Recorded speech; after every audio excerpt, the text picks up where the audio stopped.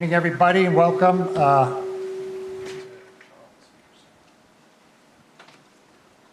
Can I proceed? Yeah.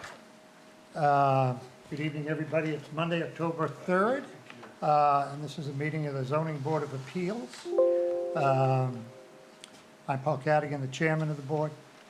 We have access to this public hearing via Zoom or in person. Some of you came and are here in person.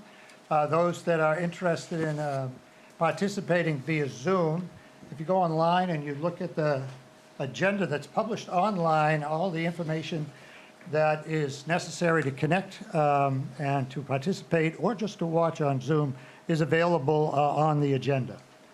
So I'm going to begin tonight's meeting first by going through our attendance. I'm going to just go by the way we're listed on the Board of Appeals listing now. So Paul Cadigan, chair, here. I'm here. Karen Schlegel. Here. I'm striking the name of Jim Hughes out, so that needs to become off the list. April Defoe. Here. Kevin McDonald. Kevin is not here this evening. Michelle Powell. Here. Mary Beth Gilbert. Here. Okay, so we do have 1, 2, 3, 4, 5, 6. 5. Five members here. 4 is a quorum, so we're good to proceed. First item on the agenda tonight is approval of the minutes of August 8, 2022. So Kevin McDonald was present at that meeting and is not here, and Karen Schlegel is here but was not present at the meeting. So the vote on approving the minutes will be between myself, April, Michelle, and Mary Beth. So these minutes were circulated beforehand.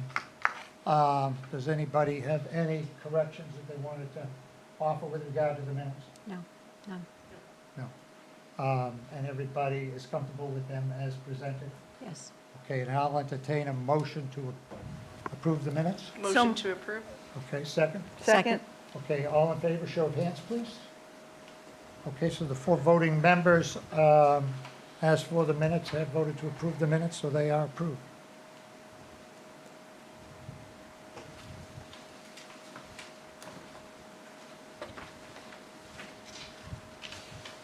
I've got to make one other item. The agenda does not have anything after the primary hearing tonight, which has to do with the administrative appeal. It just goes right to adjournment, and I have some other items I'd like to talk about, one other item I'd like to talk about at that time. So is everybody good if we amend the agenda just so that we have an other business before adjournment? Yes. Yes. All acceptable? Yes. Okay, I'm just going to go with that informally and we'll move along. So next we're going to have item number 2 on the agenda,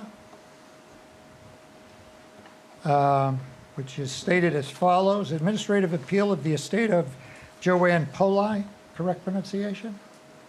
Poli.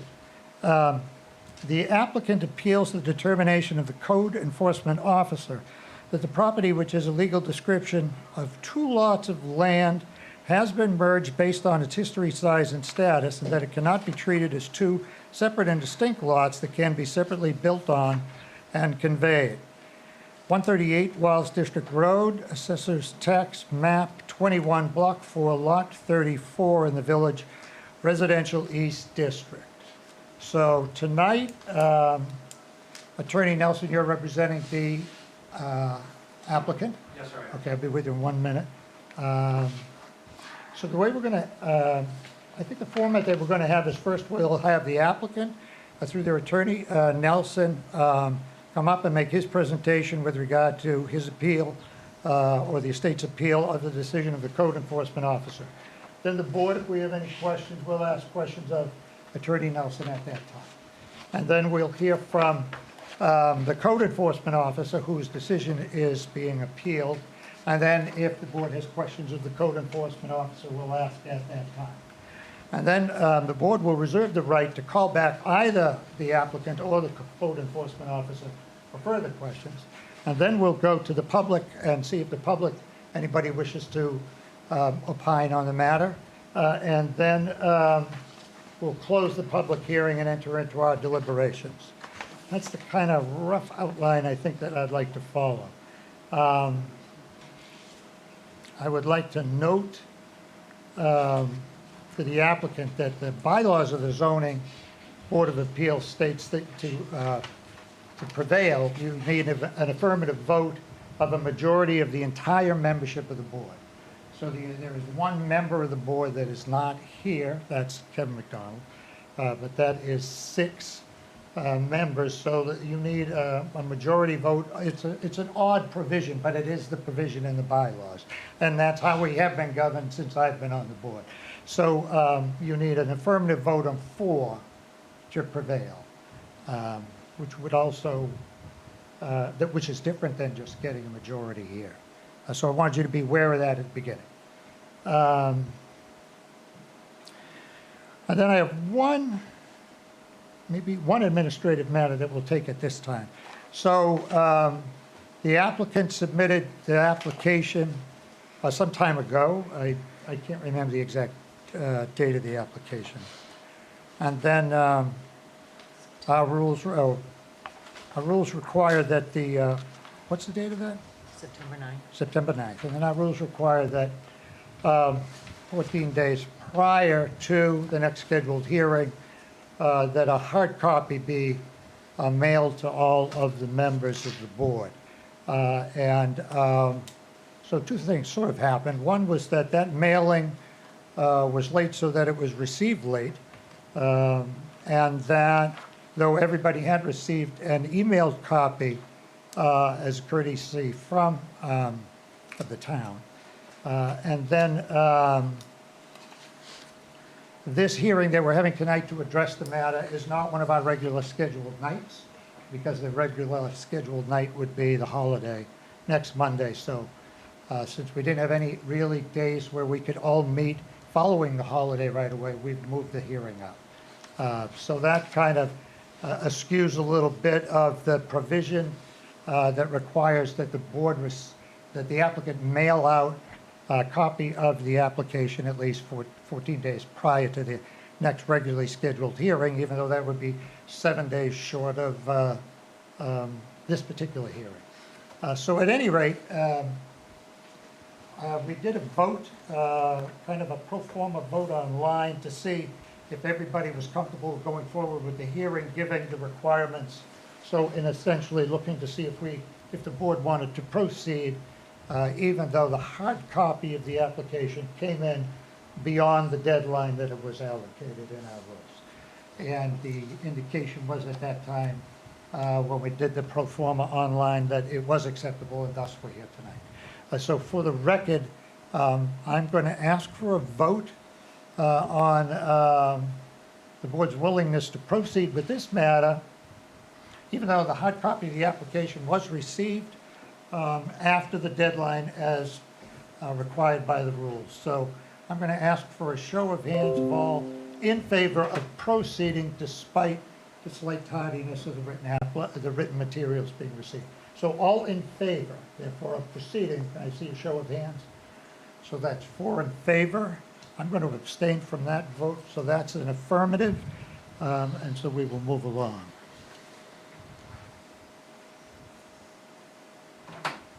I'm going to ask, can you remind me after that? I want to make sure that the submissions of the CEO gets added to the record, but I'll wait until the CEO is up. Okay.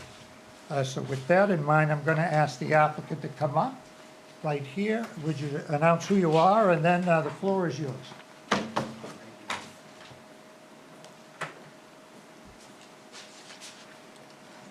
Somebody's glasses are here, just if anybody wants to know. Just interesting what you find. Good evening, ladies and gentlemen. My name is Alan Nelson. Is it okay to just do this? Yep. Fine. We hear you. He's the guy, isn't he? My name is Alan Nelson. I'm an attorney, and I represent the estate of Joanne Poley, who is the owner of the property that we're here for tonight. I have had the pleasure of knowing Polly family going back to the 70s. You can tell by the gray hair that I've been around a while. And one of the most important things I'm pleased to see this evening is that several of you, perhaps all of you, appear to me to have, based on your own backgrounds, a working knowledge of real estate, and that's a good thing, because I've always done a lot of real estate. Because my focus will be is on that. And by the way, for what it was worth, I had 7 sets of copies for the board when I presented the appeal on a Friday before the Sunday date for the appeal to be filed. And that's when April explained to me, no, you mail them. And she was good enough to run a mailing list. I said, oh, okay, I'll take them back. And I said, well, if I send them now, it's going to be too early, because I was still looking at the 10th. I left them there, and then, as I said in an email, I don't know whether April forwarded it to you, but I had an exceptional situation where every now and then you do the right thing about somebody who's in a bad situation, and in the process, I literally missed the Friday mailing that I should have made. So I want to thank the board individually and as a board for just your granting tonight the exception on not getting it to you. I knew about the 14 days. I've read your ordinance, and I appreciate the fact that you're willing to do that. I guess that's one of the reasons I like growing up and being in a small town. I grew up in Kennebunk, and the chairman would know that, I guess, from the past. So let me get at it.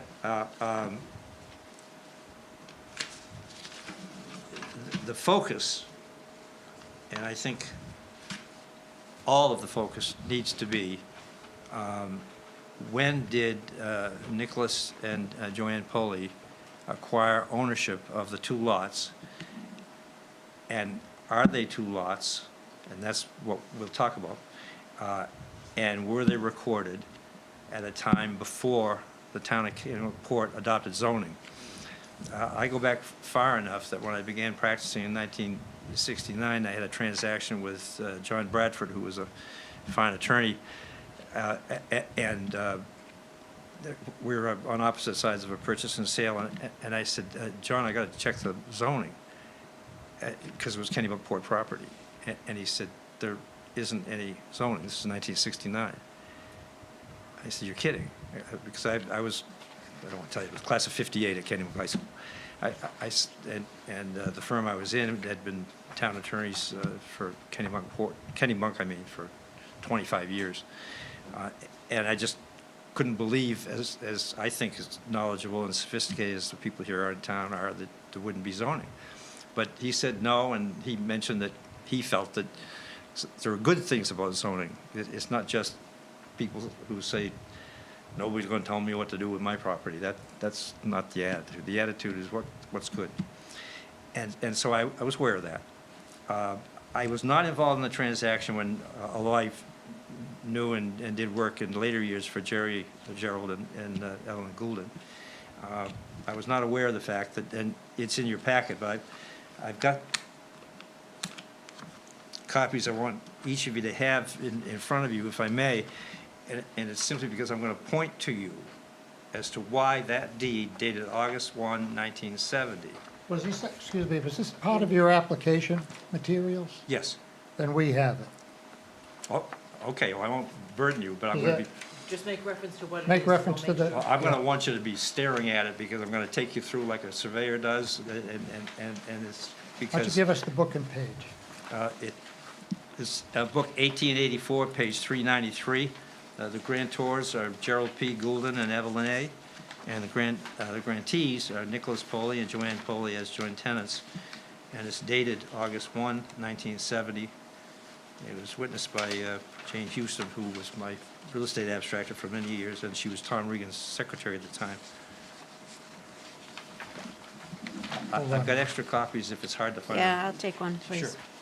So just this one deed reference, that's what you want us to have? That's it, yep. Yeah, I'll take it, thank you. Everybody else? Is it in Warner's packet?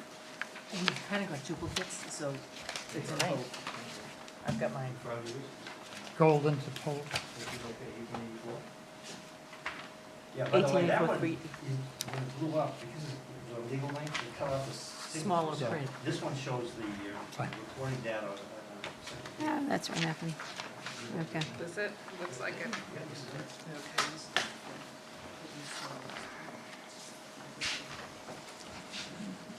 So the entire issue, as far as we presented to the board, is when Nick and Joanne bought the property, they had two of Joanne's children still living with them, and they intentionally built a bigger house.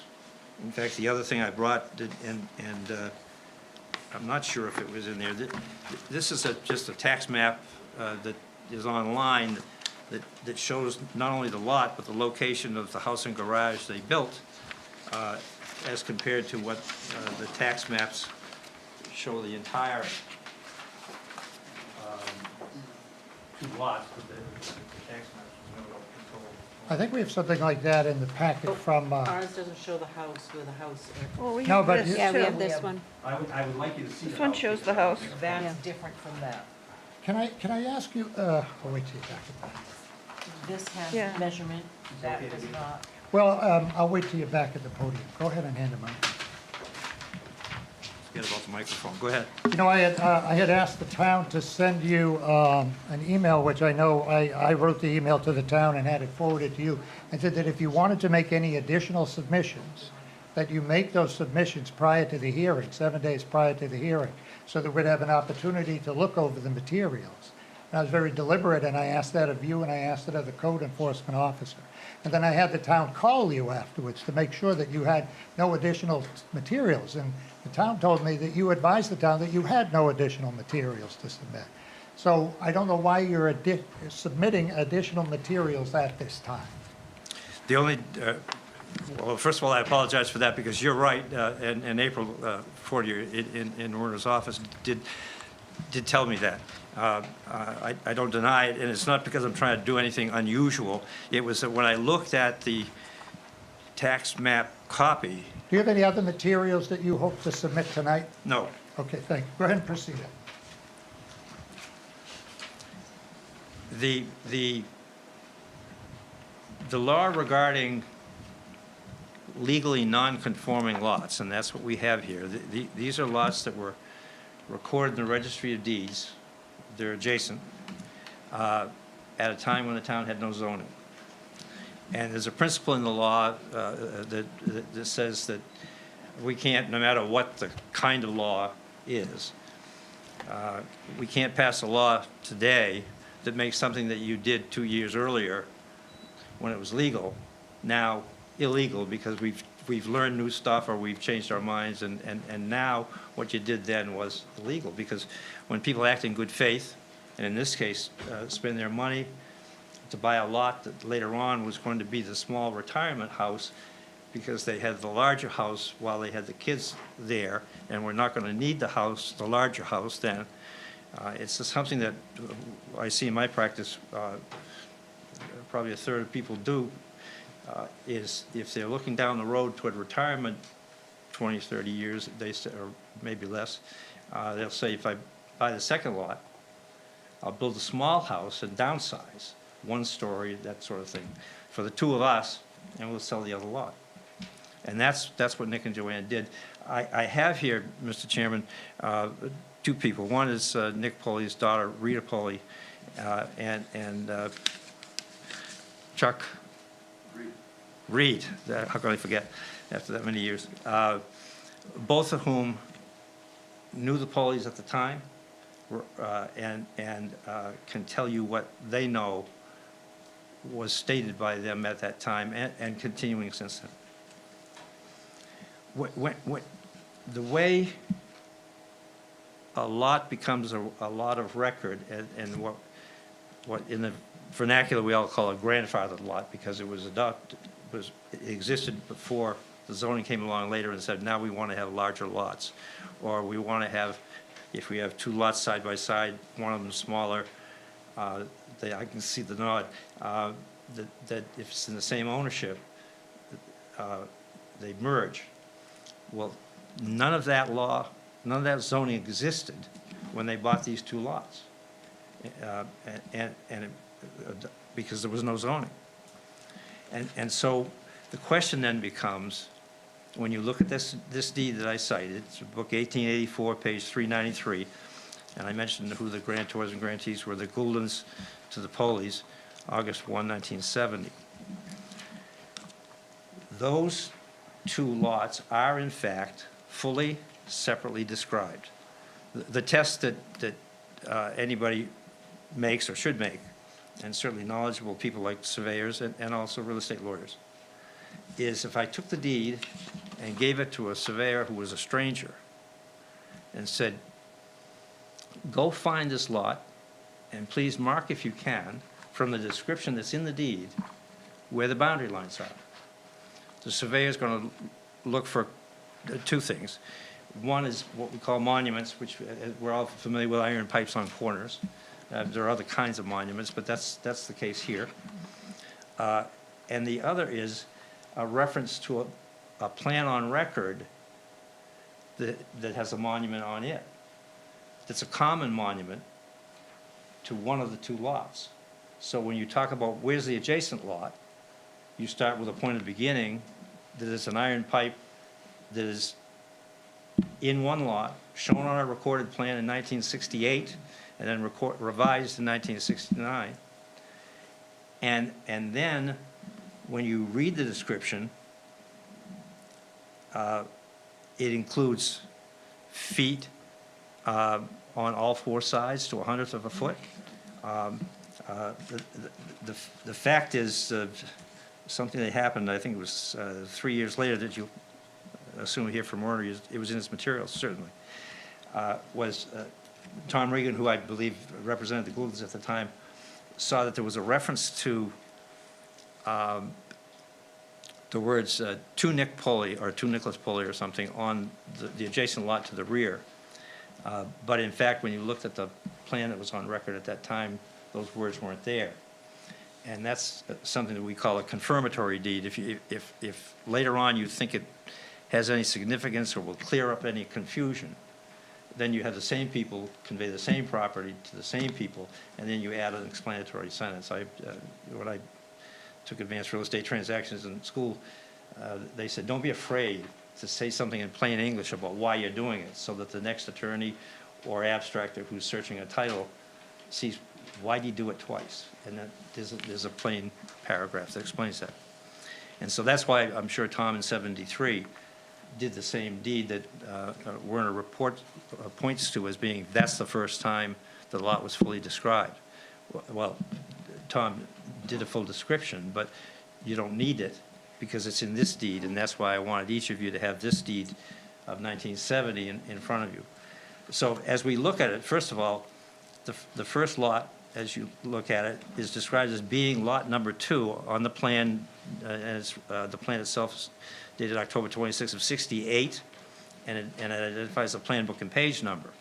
And if you want to know the dimensions of it, you go to the Registry of Deeds, you look at that plan book, turn to that page, and you look at lot number 2, and that will tell you on the plan as you look at it where the monuments are, where you can start and follow all 4 of the sides. Lots don't have to be 4 sides, but these 2 were. The footage of them, the degrees, minutes, and seconds, although I think it's just degrees and minutes back in 68, so that the surveyor using a transit can lay out the boundary lines. So that's easily, clearly a lot of record. The deed then goes on to say, this is again a 1970 August deed, also another certain lot of parcel of land, clearly indicating a separate lot, situated northwesterly of and adjacent to lot number 2. And there it is, and being designated, quote, to Nick Poley. Well, it turned out when the later plan was revised November 29th of 69, the words were not shown on there, and that's why, reading between the lines, I can see why Tom decided, since he made reference to it in the 70 deed, but it didn't show up when you go look for it, to the extent that anybody was saying, well, how come that's not there? But my point is, you don't need to know who the property is going to be conveyed to. That has nothing to do with the legal description of a lot on record in 1970. What does, however, is when you read that paragraph further, and it makes reference to the revised plan. It goes on to say that it's adjacent to lot number 2. And when you look at number 2, that's the one that was on record in 1968, and it has an iron pipe at the corner of this parcel that is later referred to. And when you follow the meets and bounds description, it's, in fact, I guess I'm not sure if it was in my package to you, and that would be the 73D that Tom did. I didn't.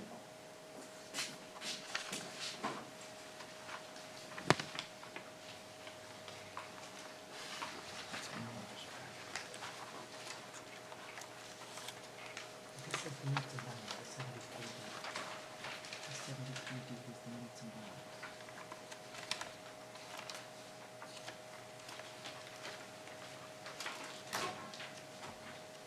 $1998,425.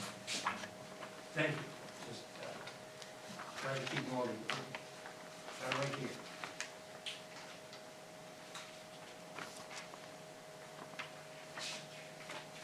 This one here. It was Just remember to say thank you into the microphone, I guess. Look to your right hand Yeah. margin. 1998,425. Probably in Warner's packet. Yeah. it's in- Did I Thank include you. that in the package that you have, the 1998 425 that was, it may have been in Werner's package, not mine. Yeah, It may have been in Warner's package. Okay. But And we that- have the it is this in the Warner's meets and packet. bounds. It's in Warner's packet. The book and page number in the side, just like the other one was, the grantors are the same two people, the grantees are the same two people, the Gouldens to the Poleys, and it's the same legal description. The difference is that Tom, in the third paragraph, did what I told you we were taught, and that is, when you're doing something that looks like you're doing the same thing twice, say in plain English why you're doing it, and it helps the next person. And this said, the above described parcel of land, and that's referring to the second one that I speak of now, is the same parcel referred to in a prior deed from these grantors to these grantees, in which deed the above described lot is merely referred to as lot designated to Nick Poley. He's still saying that lot is already on record, and it is.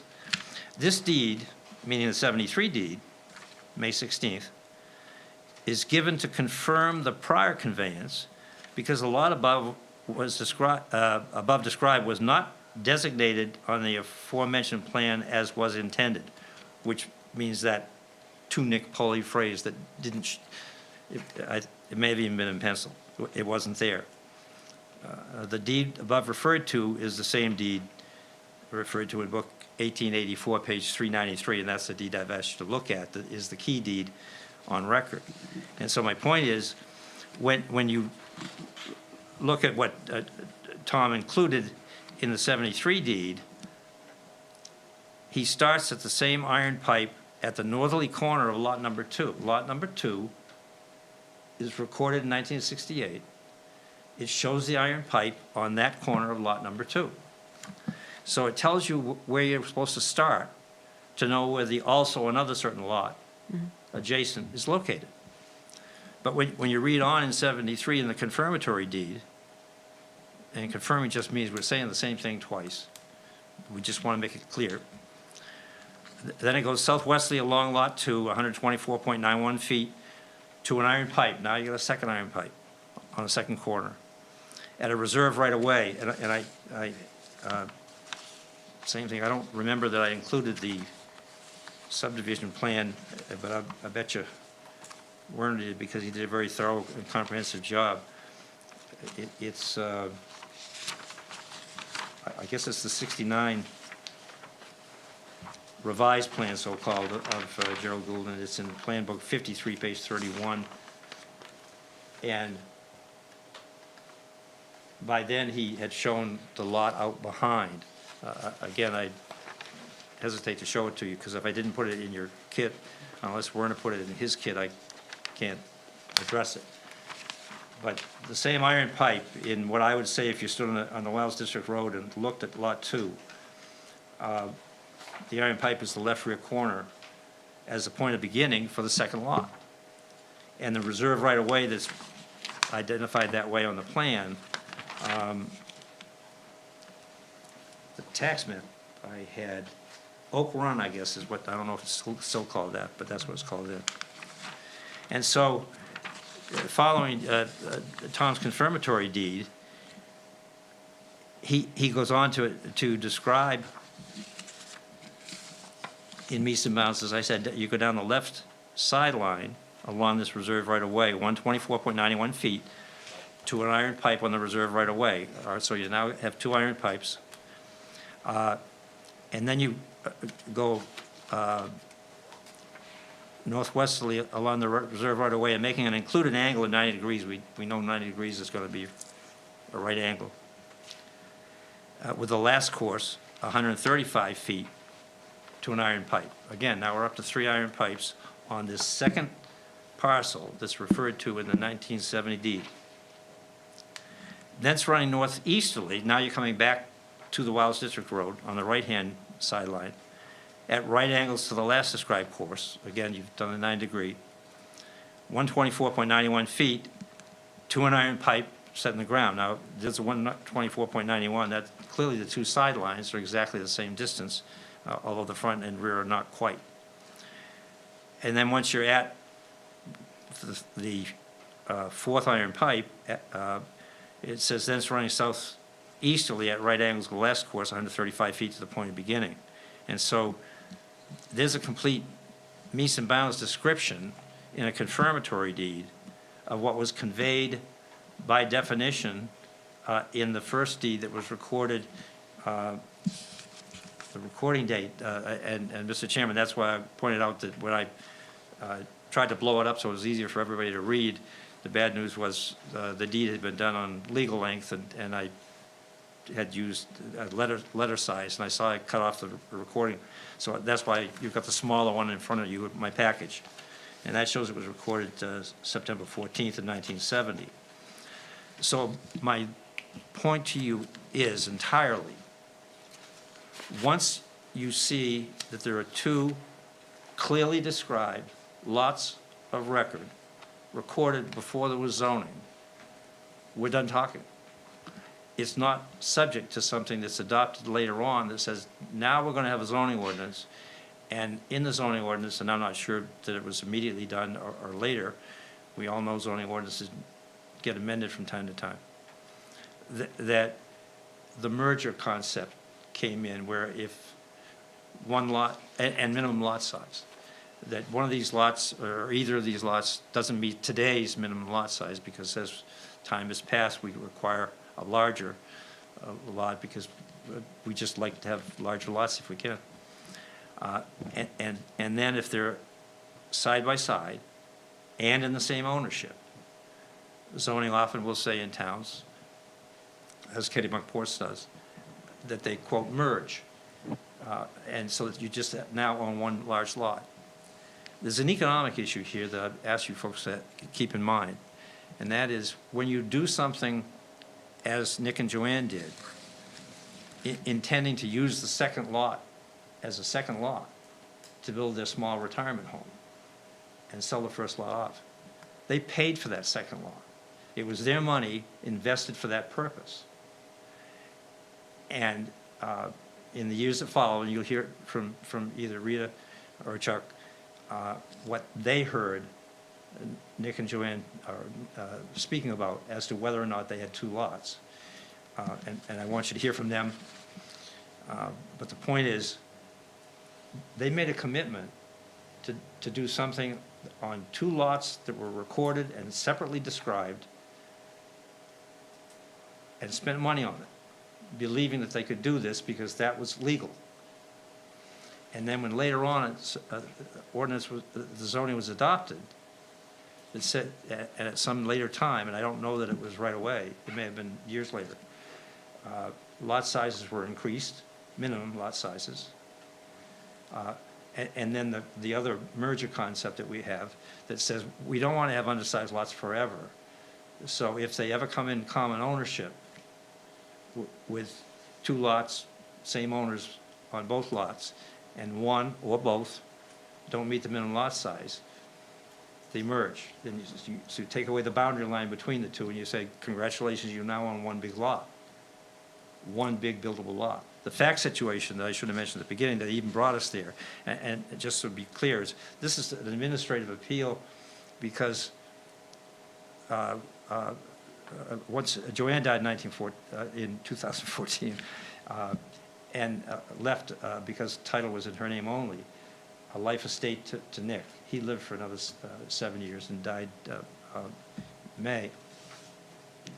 At which, and by the way, I'm the personal representative. I included those so that you know I'm the legal representative for the estates as I speak to, so I'm like the owner. And so in speaking with the families, because you've got two families, each of them, Nick had 2 children, Rita and Nancy, and Joanne had 5 children by her marriage, her first marriage, and I think I can say it now because the will is on record publicly. They did one of those remarkable things in the second marriage, and they said that whichever of the 2 of us ends up owning it, we want all 7 to share equally. And I just thought, when you look at your stepkids and say they're going to share the same way as my own, it just says something about the quality of the people. And so they, I listed the property with a real estate broker, and the buyer said, well, I want an assurance from the code enforcement officer at Kennebunkport that there are 2 buildable lots. And obviously you could read between the lines and figure he's going to either sell off the lot right away or build a second house on it. And so that's when I went to Werner and asked for an opinion. And what I did, however, was because I was relying on a lot that made reference to a subdivision plan for the point of beginning, I provided maybe more material than I needed to and included all of the subdivision information. And as I said, Werner did an excellent job showing you even the minutes. I knew Dave Wally and I knew Mrs. Wally as well. That again, how old I am, but good people. And it was all done in good faith. But the point was, all that counts tonight, and because, as you know, as an appeal board, you hear this matter, what's called de novo, which means anew. You have the ability to make a decision that's different than Werner did when he said, no, they've merged, because he made his reliance on zoning ordinances that didn't exist when these 2 lots were recorded lots of record. We call them grandfathered lots. Well, the legal term, as you know, is legally non-conforming. They're legal. Today, they're non-conforming to the zoning. But because they were there before zoning changed to say they're no longer conforming, we don't take your money away, we don't take your lot away, and we don't take away your right to build on the lot. And so the estate's not going to build on it. Well, when we have 7 beneficiaries, we're not going to cut up the lot. We're going to sell the property and divide it to the 7 of them equally. But to do that, we need to sell it, and in order to sell it, we have this offer that prompted us way back several months ago to go and ask for that opinion. And I gave him as much information as I could so he didn't have to do a lot of research. And you hear from Werner. But that's really my entire focus, and that is, it doesn't matter what the town of Kennebunkport did with zoning with respect to minimum lot size or with respect to mergers, as it would affect any lot that was already recorded in the registry of deeds and separately described. And I've just taken you through how it's separately described. I'm certain that I could give this to any surveyor, and they could give you the meets and bounds description of the second lot, because you start with the iron pipe in the left rear corner of the first lot, number 2, that is shown in 1968 Jerry Goulden's plan. And so the point is, once you determine, which is your right, and that's what I'm asking you to find tonight, that these 2 lots are separately described lots on record in the registry of deeds. On the second page, you can see when it was recorded. And because that preceded any zoning that talked about either minimum lot size or merger, they are separate lots of record, and each can be built upon. That's my request. And what I'd like to hear from, if you would, just because you're talking about the people who heard directly what Nick said, what Joanne said, in they were married in 67, about what their plans were with respect to the two lots. This is not a new idea. It was their idea before they put the money down and decided to buy a second lot, because they had a house that was far bigger than what they needed. And many people, as you approach retirement age, think about downsizing, I think you call it, maybe a one-story instead of a two-story, and smaller house, period, for maintaining it, and for real estate taxes, and selling the larger lot. So if I may, I'd like you to hear from Rita Pulley first, and then Chuck after that, Chuck Reed. Okay, especially if they could be brief, that'd be great. Sure, go And ahead. I thank you for your time. And then if we have some questions of you, we'll ask you after. I'm pleased to do that. Your Yep. two witnesses testify. Thank you.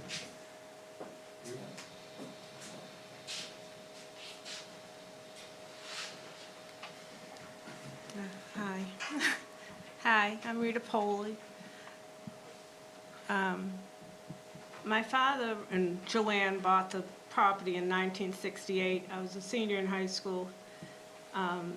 They bought two lots because my sister and I were not living with them. They were married after. But she still had 3 children. So they built a house much bigger than they needed. But they always thought that that would be their retirement. They would, eventually sell the big house and build a small house. Except in the meantime, they got old, and Joanne had a stroke. And then she passed away. And when she passed away, we all said that we would sign the house over to him, and he could sell it and build a small house. And he actually went to the town. That was 6 or 7 years ago. And he was told that he could do that. And then he got old, and it never happened. And then he passed away at 91. But it was always a second lot.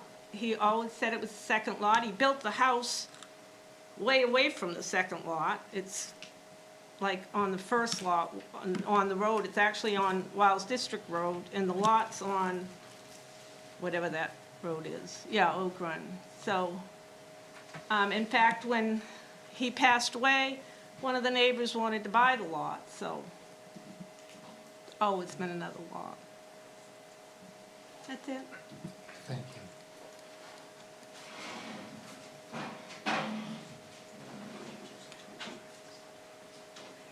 Yeah, Chuck Reed. I've known Nick since probably 67, I think, when we first met. And we worked together on a lot of different projects. And I remember him buying the lot and building the house, and which I was a part of to some degree. And matter of fact, all the neighbors helped him build a house in those days. Even, I think Phil Spang even dropped off lumber for him so he could build a house. Yeah. And but then he did decide when he married, that they wanted to have the ability to move on to a smaller house at some point. And Nick and I spent a lot of time together the last 10 years, and he had spoke about building another house many times, but he was also frustrated because he wasn't able to get an actual determination whether he could. And so it just never happened. But it was his intention when he bought the second lot. And I remember when he did that, so that's. Who was he trying to get the determination from? Oh, just going into town and asking whether he could build or not. At the town, at the town office? At the town office. And never really could get, an answer one way or the other, it just kind of, and it was, he's thought about it for all those years. And of course, he did at one point think he could sell the house and build the other house and have something to live on over the years, but, he basically just scraped by to keep it. And that's about the way it was.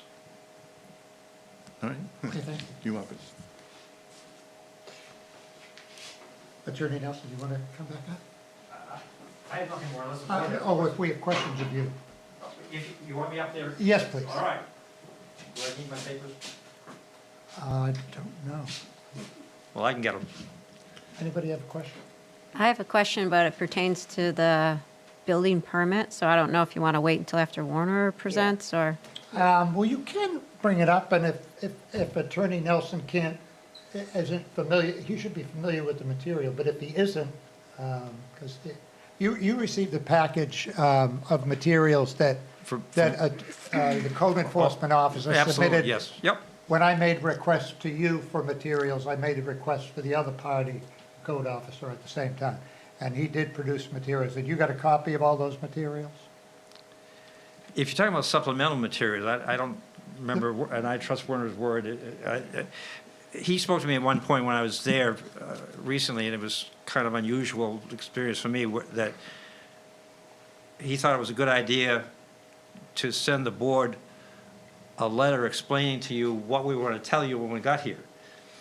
And I said, well, gee, hopefully I'm going to present a package that's clear enough as an appeal. I guess I don't understand what more I'm supposed to be saying other than being available to ask questions. And- I was really just asking, Code Officer Warner Gilliam submitted materials per our request, if he had materials supporting his position, when we asked the same of you. And I understood that you got a copy of those materials. Yes, no denial about that. Oh, okay, Yep. great. So, our board member's question has to do with some of those materials. Well, if you want to cite it, I'll rely, I must confess, the last time I read Werner's presentation, it was probably 2-3 weeks ago. okay. Well, I'll Try ask and the then- question, and then if we have to wait till after And you Warner, can we can rely on bring what it Warner back, says. yeah. So my question is, I understand about the deeds, the two building lots, the definition of the, very clear. But my question is, when in October of 1978 and November of 81, the family went to the town for building permits. And on the building permits, the lot size denoted there on the permit is actually a combination of the two lots. So if the family's thinking, No, but go ahead. I'm so- sorry. So if you're, if you're stating the case that it's two lots, why would a building permit be submitted with the square footage for the combination of the two lots? There's 2 points I guess I would make. The first one is that as a real estate lawyer, one of the things that drives us nuts is that, quite understandably, people think if it's a town tax map, you can rely on it. And that establishes ownership and establishes boundary lines, and that's not true, as I'm sure many of you know. Only a deed can convey ownership and establish boundary lines. And so point number one it is that when someone goes for a building permit, and Nick was a plumber, and he was a very good plumber, but he was a plumber. And he did like most people do, I'd say 9 out of 10. When you go to the building inspector's office and you're given the application form, you say, you got to put in the tax map and lot number, as we know. And then, well, you got, one of the things that's required, as you point out, is the square footage. And you say, well, what's the tax assessor say? I'm not denying whatever the tax assessor said is accurate, but that's not to say that there was ever any change of intention from the day they bought the two lots to call them anything other than what they were. And so to the extent that they make an application that's consistent with what the tax assessor's map says, I acknowledge that, and that's what everybody does.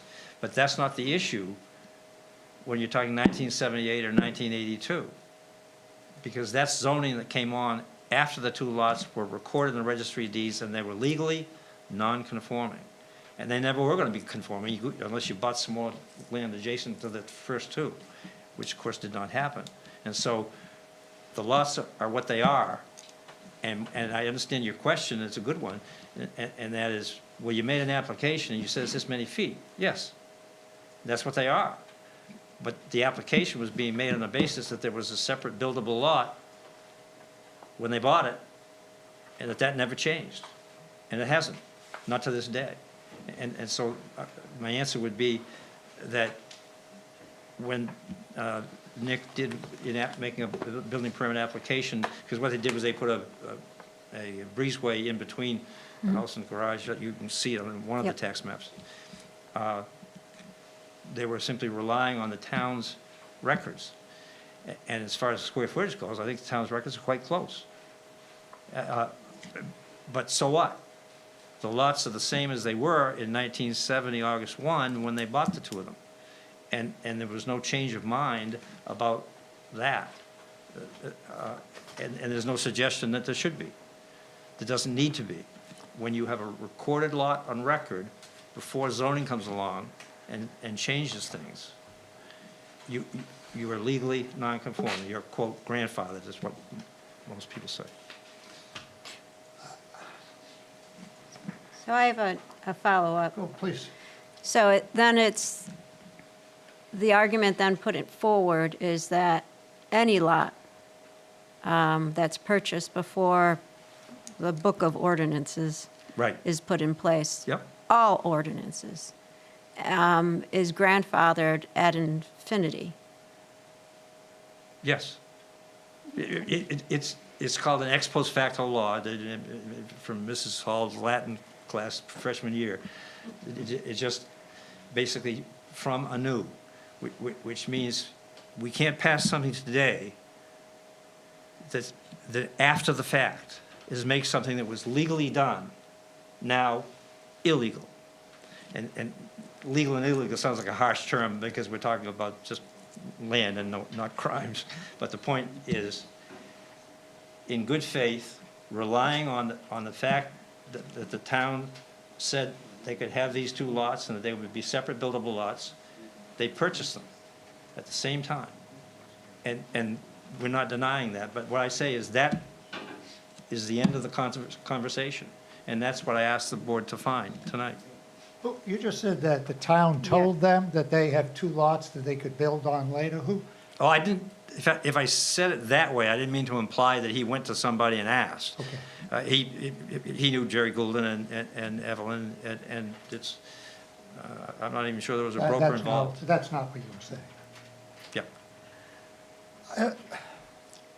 I have my last question. Oh, as many as you want. Okay. So to follow on that thread, Yeah. so a deed to me is designated as the land that was deeded. Mhm. And the two deeds, as described very thoroughly, I understand that. Mhm. But a deed doesn't grant the ability to become a buildable lot in itself. I've been looking through, and we can wait after Warner's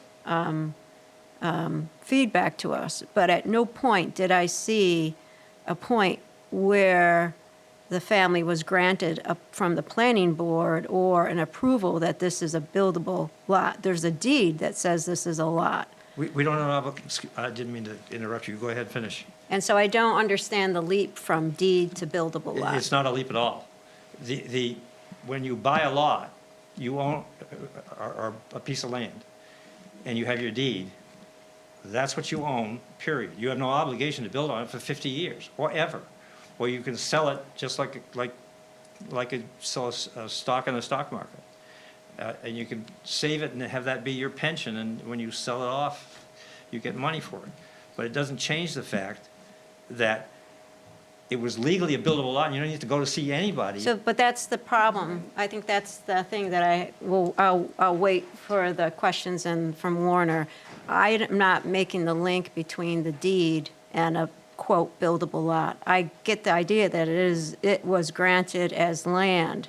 It was a buildable lot when they bought it. That's where I'm missing, I don't see it. Where do you go? Does that mean every time we buy a piece of land, we gotta, even if we have no intentions of building for 30 years, we've gotta go see the building inspector, say, 30 years from now, am I gonna be able to build on this? We don't do that.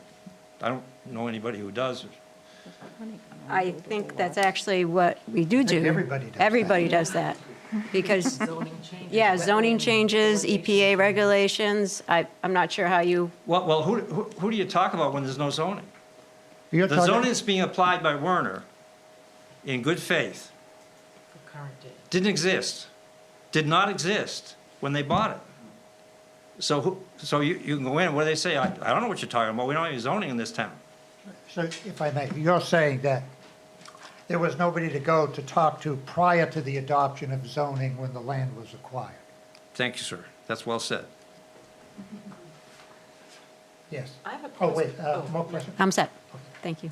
I have a question about the deed description that you have referenced Yep, and one of these plans. Because in the deed description, it talks about lot number 2 going by 124.91 feet to an iron pipe to the reserve, da-da-da. Yep. And then by 135 feet. 135 feet brings them across the second supposed buildable lot. It almost sounds like in the original description, they missed or oversighted the size of the lot. And I'm not a surveyor, but I'm and I didn't trying take the put time the to, pieces together. I, Well, I'm gonna, should I show you what I'm looking at? Don't go there. What are you trying to point out? What I'm trying to point out is in this deed description that Attorney Nelson keeps referring to, they talk about 124.91 feet along the front of Wells District, Yeah. then turning along the reserve right-of-way, which is Oak Ridge, Yeah. 135 feet to the point of beginning. 135 is here, this is 139.60, this is 135. No, they're not going from the beginning. They're Well, going from here Going from From here, here so it's just, to it's here, it's the ballpark. to It's here, not- to here. It's this. I'm just trying to match them up, because are we missing that? Well, it's just not Length. perfect. Right. It's not a perfect measurement, but it's the Okay. intention, I think, of what he's trying to do. To start here? Well, he's describing this description, what deed are you looking at? The first deed or the latter deed? The latter deed. The latter deed, when the latter deed is attempting to describe the adjacent lot. Because we usually, start here, go to there, go to there, go to there, The back deed of around. 1973 is the The one Tom description of did, the yep. adjacent lot, so that's starting here Right here. Okay, and Okay. describing the real one. up Yeah. to there, okay. yeah, the left rear corner pipe of lot 2, which was on record, that plan is where you start to find the other one. The 124.91 is the two sidelines for the second lot. Okay, okay. And it's hard to have, I think there's no distance given for Wells District Road frontage on that So it's the same description. 124.91 as the back line. Okay, Anything else? that's it. April, do you have any questions? I'm going to wait until after Werner's done. Any questions? I'll wait. I have a few questions. When you were, the second deed, which Karen was just talking about, was the 1973 deed. Yes, And that's the one that actually has a description of this adjacent lot. This is the first actual it's the four first meets corners and bounds description, description. yes, sir, it is. And that was that was a 1973 deed. Yes, So that was recorded after, that wasn't the deed, it was a confirmatory deed, that was. to that- clarify. Yes, and that deed was recorded after zoning was adopted by the Yes. town. And in the first deed of conveyance, I have that. 71.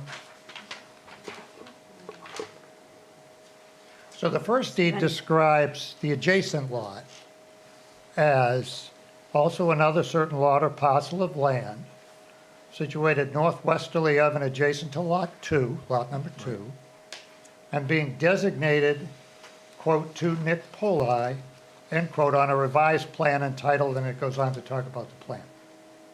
And then it says, to which plan reference may be had for a more complete description. But you've agreed that that reference to Nick Poli is not on that second plan. And it's not necessary. You agreed that it's not on the plan. That was my question. That's why Tom did the confirmatory deed, yes.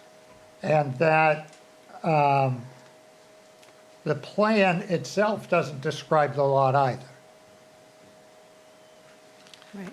I believe the 69 plan, and I would, I'd have to go back, and I'm not sure that I, It's the plan recorded at Plan Book 53, page 31. I know I gave it to Werner when I made the application to say, would you give us your opinion?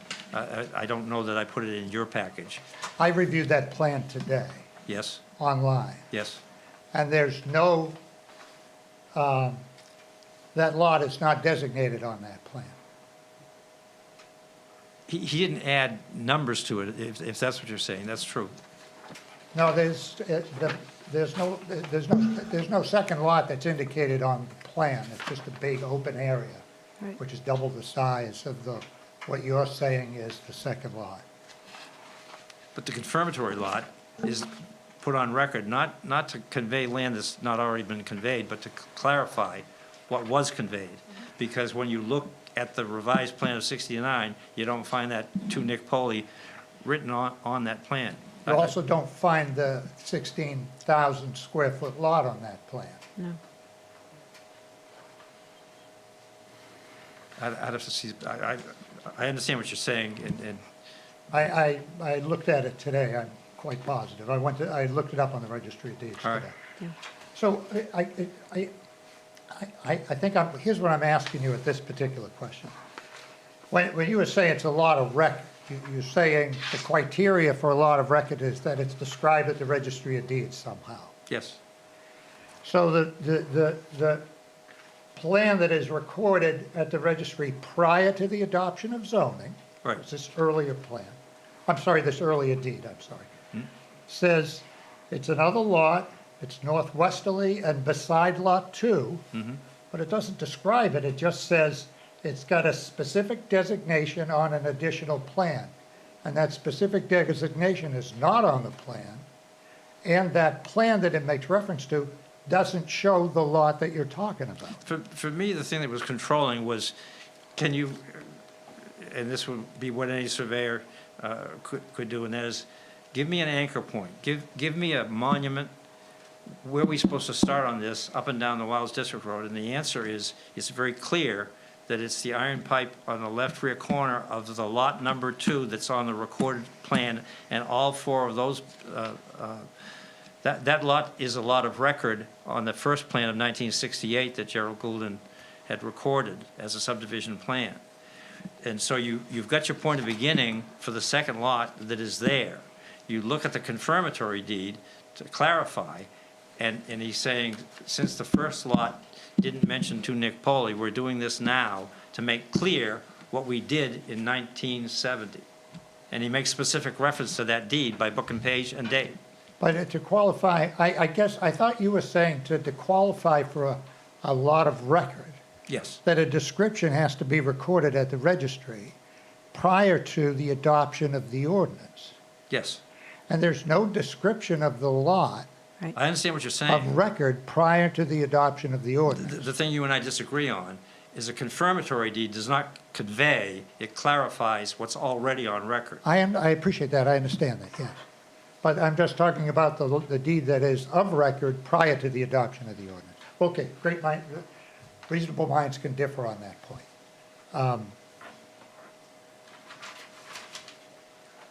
But I'd like to just ask from a layman, not a lawyer.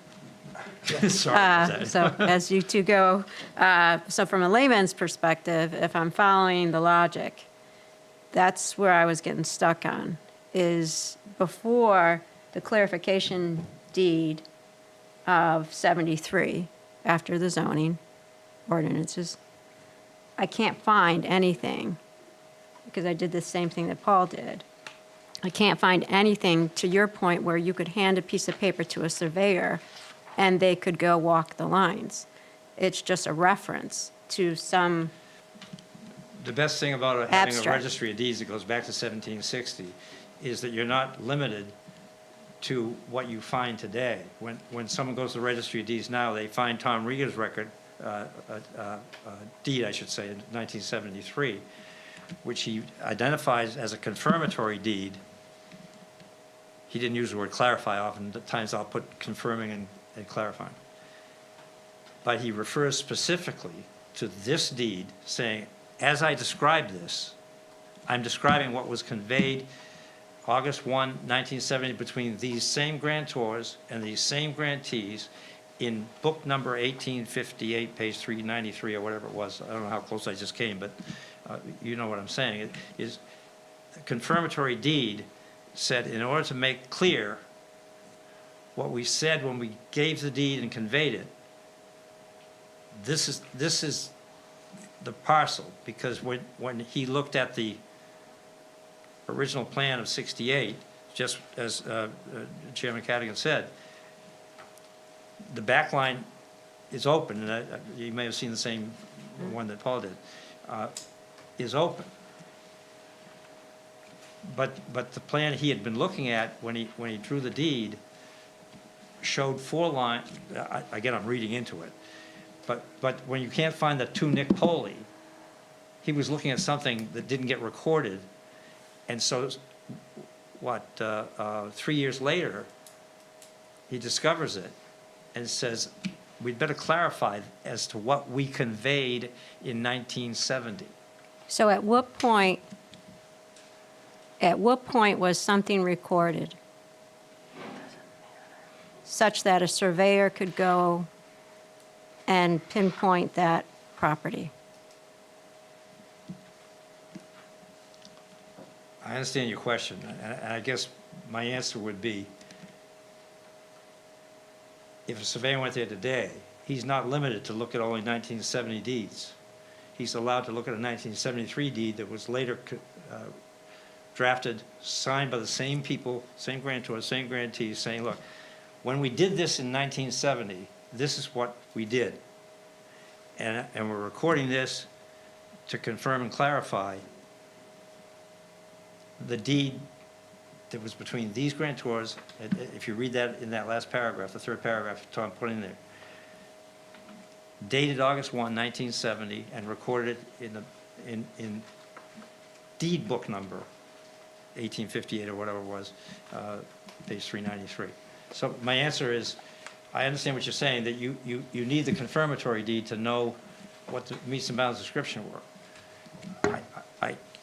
I'm just reading between the lines that what happened was Jerry Goulden went to his attorney, who drafted a deed to convey both lots as they were being sold in 1970.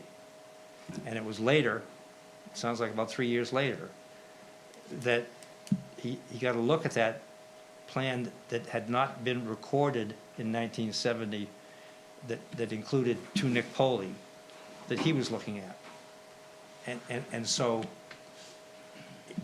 he did what any of us would do, and that is to say, thinking of the person who comes after us. This is what we did, not what we intended to do, but what we did in 1970. That's So in the confirmation deed of 73 is when a surveyor could actually have the coordinates to walk the land and state what it was. It's not improper for a surveyor to take every, when a surveyor does a survey, they're obligated to also take every abutter's deed in order to be Right. sure that the boundary lines Right, that he right. calls are the same boundary line that he's doing. But we can make it part of that deliberation. Yep.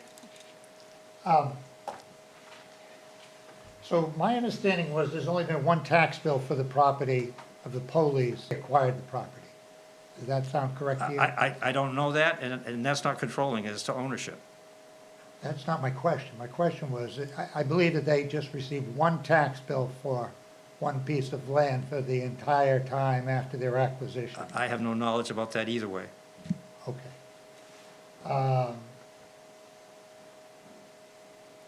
If I may, Mr. Chairman, I don't understand why that's significant. Well, Tax, we've said before, tax records don't convey property. That's right, These do. they don't convey property. Well, you've drawn a distinction, well, actually, in your application, you state on the first page, I'm gonna read a little bit. 2 lots separately described and conveyed to Nicholas Poli and Joanne Poli as joint tenants on August 1, 1970, in Book 1884, page 393, before Kennebunkport adopted zoning, period. Right. Then you say, the 2 lots are legally non-conforming and not subject to zoning. period. Right. So are you arguing that, are you presenting that these two lots are not subject to any zoning? They're not subject to any zoning that would take away the fact that they're two separately described lots, yes. So then they are subject to some zoning? Certainly. So are they subject to all, are they subject to all governing zoning? Is this your argument? That they're subject to all governing zoning except the zoning that would cause them to merge? And the minimum lot size. Both. And- Zoning, I think we know, includes lots of purposes such as uses. That's a separate category. But whether or not you can have a factory in Village Residential 2 or not, zoning addresses that. It addresses a lot of other things. Minimum frontage on a road, a public road, is part of zoning today. If this was a 90 feet of frontage, and I don't know what the frontage is, and in 1980, the town said, we're gonna increase the minimum frontage requirement for any lot of record to be 100 feet. That didn't mean that lot could not be built on, because it was 90 feet when it was carved out by Jerry Goulden from a larger piece that he had. There's a reference in the 18, whatever it is, deed that I started with, to where Jerry Goulden bought the property, I think it was in 64. So so then when you state it's not subject to zoning, you don't actually mean that. You're saying Oh, now. absolutely not, I'm not that bad a lawyer. Well, it's what you said. I mean, it's what you Well, how wrote. much space was there in the form, sir? Well, you said that and then period and then wrote another 5 lines. So I just want to get clear that what you're saying is that these lots are subject to zoning. Absolutely. Just not the zoning that would cause them to To merge not- because of lot size And common ownership. and common ownership. Okay, so that, I just wanted to make sure I got your argument on that.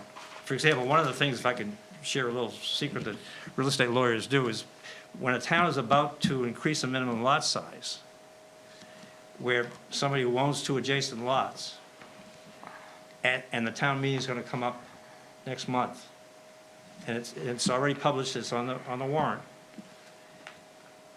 and I got a phone call. They're saying, we're gonna lose that lot. We paid $30,000 for that lot 10 years ago, and we're gonna build our small, retirement house on that. But this looks like it's gonna merge, Alan. Is that what's gonna happen? I said, that, if it's adopted at the town hall, yes, that's what's gonna, at a town meeting, that's what's gonna happen. Well, that's not fair, that's not right. I made a commitment, I borrowed money from the bank and I bought it. And now they're saying I've lost that money. That it's just one really big lot now, and the house that's on it is it.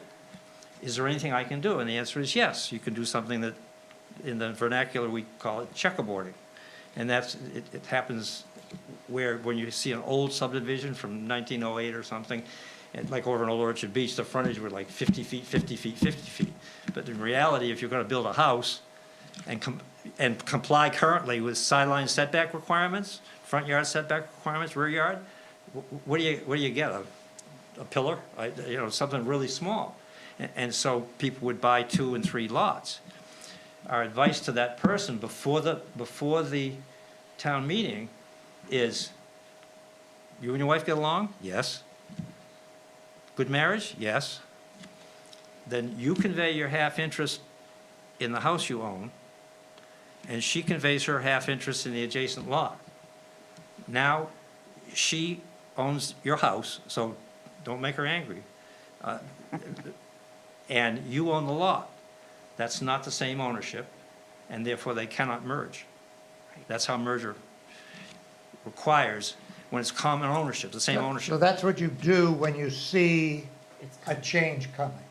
Yeah, I can remember doing it one time for a client, and we were talking about Well, a can I substantial just lot. ask, why wasn't that done here when zoning was coming? Why weren't the 2 lots put into separate ownership? Because generally, it's just some lawyers like us who spend a lot of time doing real estate, who know when they read an ordinance, what it means. When I did one, the interesting thing was the town voted it down, so it was like, Alan, you're gonna give me my money back? I paid you for a deed.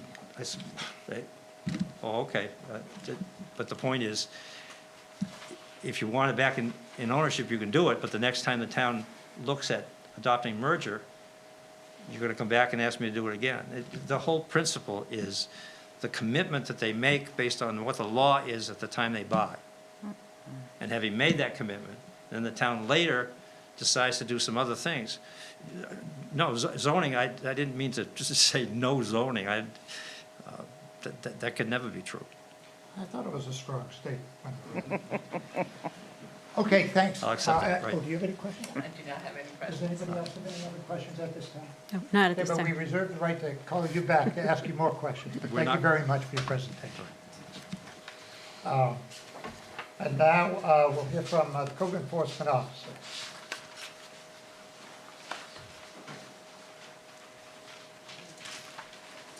So as the code enforcement officer is approaching, I want to note for the record, we have, the applicant submitted his materials, and those are all made a part of the record. And the code enforcement officer submitted to this board, per our request that we made at the same time that we made the request to Attorney Nelson, if he had materials to submit, please do so. And those materials were submitted, and they're somewhat voluminous, but I appreciate the detail very much. But I would like to move that the materials that were provided, well, actually, I'm just going to, I don't need to move for it, but I'm going to have that these materials submitted by the code enforcement officer, which were also, as I understand it, provided to Attorney Nelson. Yes. Through the town, be made also a part of our record. Okay, so with that, go ahead and proceed. Yeah. Good evening. For the record, my name is Warner Gilliam. I'm the Director of Planning and Development for the town of Kennebunkport. As part of my job with the town, I also am appointed as Code Enforcement Officer, so hence why you're seeing me this evening. I was approached a number of months back by Attorney Nelson and also the family to look at and render a determination regarding the possibility of splitting the police property. And so as part of that, it's not an uncommon request that we get. We get those on occasion. As you all know, there are numerous non-conforming lots in Kennebunkport. In fact, I'd say that the majority of what's developed in Kennebunkport is non-conforming. So it's not uncommon, that we look at and deal with these types of requests. Our process with this is that we take each property and look at it specifically based on its own merits, based on the evidence that we have in front of us, based on record evidence, which is what I did in this particular case. And so what I'd like to do is I'd like to walk you through, a bit of a timeline because I think that's an important piece. And then I'll also speak a bit to the actual document that I believe is being appealed. So first on the timeline of evidence that we have is that we have Exhibit A. We have this recorded plan displaying the golden lots 1 through 5. This is a plan that we know was recorded in December 1968, and so this lays out very clear. We have the golden lots 1 through 5. So then, moving on, we have Exhibit B, and Attorney Nelson has spoken to this. We have the deed from the Gouldens to the Poleys, and this is the deed, that is, I believe, the primary point of discussion here, in that it describes very clearly, we know what Lot 2 is. We know what Lot 2 is because we go back to that plan that was recorded in 1968. It's Lot 2 is shown on that plan. But what we don't know is what is this land adjacent to Lot 2? We don't have the benefit of a description. At this point, we don't have the benefit of meets and bounds. quite frankly, I have no idea what they purchased, and that because I don't have a description. It's not described. It's land adjacent, and it makes clear in that deed that this is to be on a plan that's to be recorded. And so it speculates that this land that was sold of undescribed meets and bounds would subsequently show up on a plan that would be recorded in the future at the Registry of Deeds. And so what we then move on to in the timeline is we go to the June Planning Board minutes of 1971. And so the reason why this is important, because it's in June of 1971, and I'll quote a section here. A subdivision plan was presented by Mr. Gerald Golden of Cape Porpoise. Lots 1 through 5 were recorded in 1968, so we know what that is. He wants to sell 2 back lots adjacent to 1 and 2. So what's not presented at that point is that very clearly this land has already been sold. Right. 1 lot is too small and can't be approved, and was recommended that he make 1 large lot. It was suggested that he complete the plan for all lots. A copy of any plan should be made for the planning board records. So then we'll move forward to 1972. Excuse me. Now we'll move forward to July, where Mr. Golden, very clearly in the record under Exhibit D, Gerald Golden had complied with the suggestion of making 1 large lot on his plan. The plan was signed by the planning board. And so the question I have is, so what is the large lot?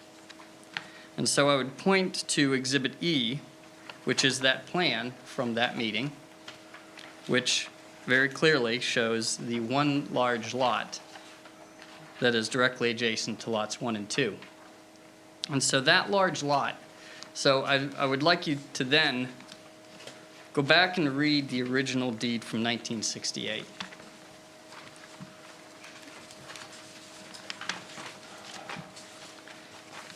And I have a deed description here that has no meets and bounds on this land adjacent to lot 2.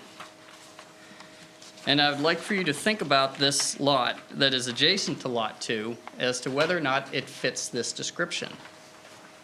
And without any meets and bounds,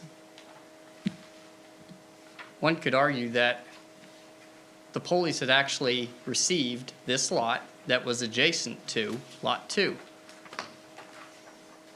This is a lot that was conveyed with no meets and bounds, and as said, subsequently to be described on a plan. We have this plan. However, now we move forward. 1972, we know that Kennebunkport adopts zoning.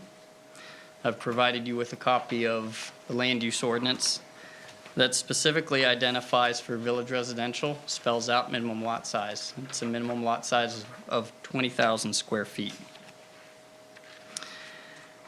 Next, we have our confirmatory deed that's recorded in May of 1973. This is the confirmatory deed that's been referenced that does not describe that lot in its entirety, 1972, we know shown on Exhibit E, but instead describes a portion of that lot. I've provided you with a copy of the land use ordinance that specifically identifies what the record shows to me is that Mr. Golden was given instructions by the planning board on what to do. Mr. Golden had approached the planning board. Next, we have our confirmatory what, based on a timeline of record, was seemingly an after-the-fact approval request to create this lot. Confirmatory deed that's been referenced. At that time, it's very clear the planning board did not approve of that and instead gave instructions as to what was to occur. Shown on Exhibit E. With this confirmatory deed that was recorded afterwards, what we have now is we have a described lot that does not comply with what the planning board directed Mr. Golden to do. Instead, what Mr. Golden has was been given conveyed is a instructions by portion the planning of board on this what to larger do. lot in the back. Mr. Golden had approached the planning board. in Furthermore, what, I'll point based you on to a Exhibit timeline of I, record, which is a was recorded seemingly an plan after-the-fact of lots 8 approval through request 12. to create this lot. At that time, it's very clear the planning board did not approve of that and instead gave instructions as to what was to occur.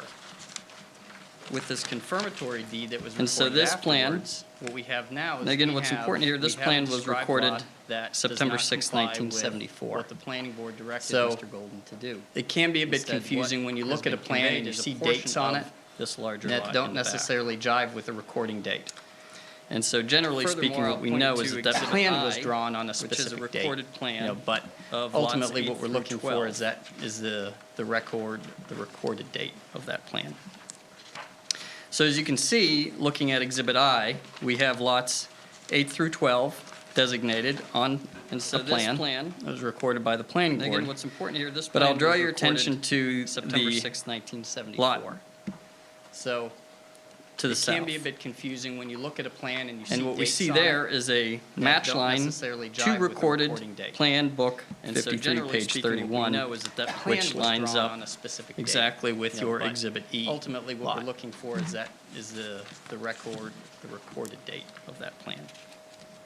Then as So we as you move can forward, see, looking at you have, Exhibit I, you have we in the have record lots 8 through building 12 permit applications designated that on were a plan submitted that was recorded by the planning board. police. But I'll draw your As you all attention have to recognized, the building permits identify the lot to the in south. its Singular size. And what we see there is a match Uh, line to that's held recorded consistent for plan building book permit 1 and 53, 2. Page 31. And again, as which secondary lines up information have exactly provided with your for you Exhibit E older lot. assessment record cards. Then I've provided also to you Then as we Exhibit move M, forward, the you letter have, from you have Attorney in the Nelson record, to myself. building permit applications that And then you were- have that were Exhibit submitted. N, which by the is police, my response as you all to have recognized, Attorney the Nelson. building permits. And then at the end, I've also identify the provided lot to you a in its copy singular of an size. undated drawing that does show That's uh, held consistent the for building lot that permit is 1 and described 2. in the And again, a confirmatory secondary deed of information is 1973. provided for you Uh, older It is a assessment record hand-drawn cards. plan that has some notes on it. Then I've provided also to you Exhibit you M. know, we this, don't know, the we don't letter, know when that from drawing was Attorney created or Nelson to necessarily myself. who created it. And then you have But Exhibit it's N, it's an which exhibit is that shows my, the configuration of that response lot. And so I've to, just Attorney included that, Nelson. as a And then matter of at the reference. end, I've also So- provided to you a copy of an undated drawing. as that Attorney does Nelson show, pointed out, there was opportunity for the the police lot that is to, described in to the confirmatory take deed of the 1973. lot that they had. It is a hand-drawn In that Exhibit plan B, that has some notes on and it. split it out. Put it into separate ownership. There we was don't know- opportunity we for don't that. know When that drawing could have was occurred created or prior to necessarily zoning, who as it created had gone into effect in But 1972. it's an exhibit I that can't shows, speculate as to the what was occurring configuration of that between lot. And so the I've just Poleys included that, and the as Goldens. a matter of All I can point reference. to is just So- is the timeline of the record that tells me that As an Attorney undescribed Nelson piece of pointed out, there was property opportunity for was the sold. police to Mr. Golden take went to the planning board, the lot that they had. was told that that lot was too small, In that but then Exhibit B, subsequently described and that same lot split it out, regardless put it into of the separate planning ownership. board's There was opportunity for determination. That could have occurred. One One could argue prior that to this, zoning, the as it question had of this gone into issue effect in arguably should have been 1972. argued back in the 70s. I can't speculate as to what was occurring as a decision between of the planning board. Poleys and the At Goldens. this point, All I I'm can merely point to just is bringing is the forward to timeline you the of facts, record that- the that record tells facts me that we have here. An undescribed piece of property was sold. So what I also what I'll Mr. speak to Golden went now the planning board, is the was letter told that that lot was that too small, I presented but then to subsequently Attorney described that Nelson. same lot regardless of the planning board's determination. and I'll bring you One could to, argue that this, the question of this issue arguably should have been That's Exhibit argued N. back in the 70s. So this is a letter of August 11th, as a decision of the 2022. planning board. At this point, I'm merely just So bringing when- forward to you the facts. as the part of our record facts process, that when we have look here. at these non-conforming lots of record, So what I also we're directed ha- to what look at I'll is, speak there's to a section now of ordinance that discusses is the how letter we are to address that non-conforming lots presented of to record, and whether or not, Attorney Nelson. which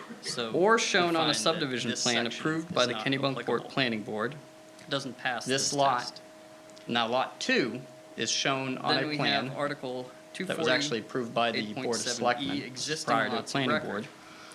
Says notwithstanding any But as other we know, provisions of this Lot, article, any the non-conforming land adjacent to vacant Lot of 2 record is is not yes. shown on a plan that's recorded Located or approved entirely by the outside of any Kennebunkport Planning shoreland Board. zone. Not This lot only is outside the shoreland zone, because so the that's plan yes. doesn't exist, but we Containing actually at have least 20,000 confirmation square in feet. planning board minutes So we have, that where answer is no. they denied that Or shown particular on a subdivision configuration. plan approved by the Kennebunkport Planning Board. And recorded in the registry of This lot, deeds. So again, we have now lot multiple 2, documents is recorded in shown the registry on of a deeds plan here. May be that was built actually upon as a approved matter by of the right Board of and need not be Selectmen prior to consolidated planning with board. adjoining lots. But as we Again, know, lot. Since Lot 2 is built land upon with a adjacent to single-family lot home, 2 the section is does not shown apply. on a plan that's recorded. This leaves or us with approved applying by the provisions to the Kennebunkport lot Planning known Board. as adjacent to Not Lot only 2. Because the plan doesn't exist, but we actually have confirmation in. We, planning board within that minutes. particular neighborhood, they we've denied looked at other that scenarios. There particular are configuration. lots of record, And recorded in the they're registry shown on of a deeds. recorded plan. So again, we have multiple They're shown on a documents plan that recorded was in the recorded, registry of deeds here. and May approved be either built by the upon Board of as a matter of Selectmen right as and part of the need not be 1968 plan, consolidated with or they were adjoining lots. shown as recorded Again, on subsequent Since planning lot 2 board is built upon plans. with a single-family home, the section does not apply. So This leaves this us is the with applying the information provisions to that the I lot known used as in, adjacent to in lot 2. rendering, my determination that, that I believe that these two lots have been merged. We, within Again, I that point out that particular there was neighborhood, opportunity for we've- those we've lots looked at to other be scenarios. There put there into are separate lots ownership of prior to record, 1972. They're shown on the recorded plan. And I They're I shown on believe the there's plan that ample was evidence that recorded. shows that. And approved either by the Board of Selectmen as part of that the 1968 plan, or they were shown as. The planning board made a recorded on determination subsequent that planning board these lots plans. didn't meet the minimum lot size. I can't speak as to why then, So Mr. this is the Golden, information that I proceeded used in. against the direction of the planning board at my that time, but I determination can only that, show you the evidence I that believe that these just two lots led have me been to the merged. decision to Again, I point out that there was opportunity deny the for request those to lots to be recognize put two into separate separate lots. ownership prior to 1972. Question? And I believe there's ample evidence that shows Okay, that. I didn't want to go again first. that I was going to wait my turn. the So, planning board made a Warner, Exhibit determination O, that These lots didn't meet the minimum lot size. is not I can't speak recorded as to anywhere. why then, That's Mr. correct. Golden, and proceeded so where did, against the like, direction how of the did planning board at Exhibit that O time, but I can come only show to you your the evidence attention that then? just led me Attorney to the Nelson decision provided that to me. Okay.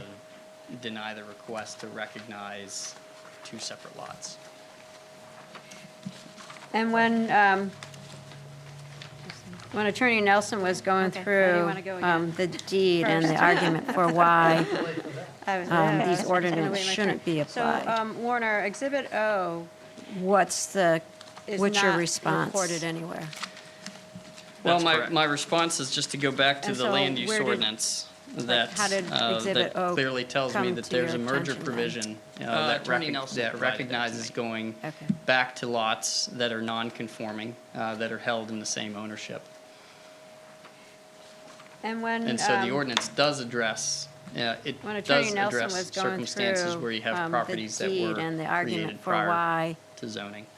these ordinances shouldn't be applied. Okay. Had this been a separate, had this What's been, the- had these what's your lots been held in response? separate ownership, Well, my response Right, is just so to go if you back to had- the land use ordinance if- that, if that the lots had been clearly held in tells me separate that there's a ownership and merger not in the provision, same that form of rec- ownership, that then we wouldn't be recognizes having going the conversation back to because lots the that are ownership would have non-conforming, broken, that are separate held in the same ownership ownership. between Lot 2 and adjacent to Lot 2 And so the would not ordinance have does rendered them address. merged. They have to be in the same, Does they have address to be in the same circumstances ownership where you have in order properties to that have were that created merger prior provision apply. to All zoning. right, so let me just ask another question then. So if, Had let's this just been a say that they separate- were held in had this separate been- ownership, Had these lots been and so held then in the merger separate thing is ownership, out. But then going back right, so if you to, had, there is a deed Yeah. now yeah, that if the lots was had been held in in separate ownership 73, and not in the same the form of clarification ownership, deed. then we wouldn't be having the But it never conversation because received, it the was, as you ownership would have pointed out, broken, it's you know, never separate received ownership planning board between approval. Lot 2 and adjacent So if to a Lot separate 2, owner of would that not have piece rendered of them merged. property They have to came be in up, the same- and they we have were to be in just the same talking about ownership that piece in of order to property have that merger from a provision separate apply. owner. So let me just ask another question bought it from, so if, let's just say that they were held in separate ownership, and they wanted to build. And so then the merger thing is out. Would we not go back to, how does that work when you then stumble upon, planning boards from the past where they say this is the clarification. This was never approved? But it So do never they just received, own it was, land that as you can never be pointed built out, upon it's then? never received planning board That's a great approval. question, and there's So if a there's an separate awful owner lot to of that. that piece of I can tell you property that came up, it's, and we you know, were it just is talking not about the, that piece you know, of it's not the property. position of the code office that From a we separate do owner deep dives on who title for bought property. it from, You know, we, you know, ultimately, The other owner. one of the concerns that and they I wanted have to here, build. and we, you know, know, when would we we've seen not this go and back experienced this to- before, how is does that that work when you ultimately then things that stumble aren't upon, necessarily picked you know, up by the planning code boards from the enforcement past where officer they say this are is- oftentimes this is- sometimes picked up by this title was never attorneys. approved. So do they just own land that can ultimately never be can built create a upon lot then? of headache and heartache for owners. That's a great question, and there's If there's something an wasn't awful lot done to that. correctly I and can legally at tell the you that time, it's, you know, with, You know, it is in not compliance with the you know, ordinances it's not at the the time. position of the code office that we you do know, deep it's- dives on title for Yeah. property. We've You had know, circumstances we, where, you know, ultimately, in particular, where one of the bank concerns exhibits that I have here, had and portions you of know, property we've seen this described, and experienced this um, before, is that, that ultimately things that aren't necessarily form- picked up yeah, by the whenever code there was enforcement a officer are mortgage oftentimes foreclosure, sometimes picked would up have by created title a attorneys. nonconformity, an illegal nonconformity. And um, ultimately that can our create a lot of determination headache was that and these could heartache not be for split back owners, out. They would have if created something wasn't done nonconformities. correctly and legally at the time. So it's, you know, with again, in we take each compliance with the circumstance ordinances. based on, you know, based on the record evidence of You know, that it's- particular, Yeah. property. We've had circumstances where. Had that occurred, I don't have an particular answer where bank for you, you know, exhibits if, have had you know, maybe in the portions of mid-eighties, property you know, described. one of those pieces had been, that, you know, conveyed separately, you know, what in that the would have form, done. yeah, I whenever mean, there that's was not a, the circumstance I have in mortgage front of me. would have created a nonconformity, an illegal nonconformity. When you look at that our the determination was building that these could not be permit split for back out. They would have the, created the house and nonconformities. garage and everything that So sits on the, it's- on lot two, Again, we take each circumstance based on, the you know, Is it based on the record evidence of that that size particular, because particular property. of the combined square Had that occurred, footage I of don't have an answer for both you, lots? you know, if. That's correct, you know, yes. The maybe in 33,800 one reflects of the those square pieces had footage been, of, you know, conveyed both separately, lots. you know, But what is that the would have house done. size I and the mean, that's ability not to the build circumstance something I have that in front size of- in front dependent of me. on the 33,000 square feet? When you look at the building permit for the house and So, garage and everything that sits on I don't on lot have, two. I don't have an exhibit that tells me specifically what Is it was applied for, that other than the size description here. Because, okay, of the combined But square based on, footage you know, of information that I've both seen, lots? you know, That's it correct, yes. appears The that 33,800 the house, reflects as the it's square built, footage of meets of both setbacks. But is the house size and the meets ability today's- to it build meets something today's that size setbacks. dependent on the From what I can, 33,000 from what I square can feet? tell, from what evidence has been provided to me. And it does appear that the improvements have been, So. all of the improvements related I to the don't house have, are I don't on have an what exhibit that appear, tells what me is lot specifically two. what was applied for, other than the description here. Say that last thing one more time, all the But So the improvements. house, based on, Yes. you know, right, the information that I've house, seen, you know, from you know, the it best that I can appears tell, that is located the house, as it's on built, lot two. meets Yep. setbacks. Okay, so everything exists on lot two? It meets Road. today's, Yep, it meets okay. today's setbacks. Thanks, I'm good. From what I can tell, ahead, from Karen. what evidence The has been whole merger, provided to me. And it does appear that the improvements Article have been, 248.7. all of the That came into play in the improvements early related 90s. to the house are on what appears. That's a good what question. is I lot don't two. know. I don't know when exactly that came into Say that effect. last thing one Because more I time, remember all it the affected other So the lots like house, Goose Rocks yes. and Sure, around right, the town. house, Yeah. you know, You've got, you know, from the best either that I can separate tell, deed it or is it's gonna be located. merged. Yeah, there's lot been, two. yeah, we've had these Okay, so provisions everything on, exists you know, on lot on two. numerous occasions. Yep, okay. As to when that exact language came into play, I can't tell you that specifically.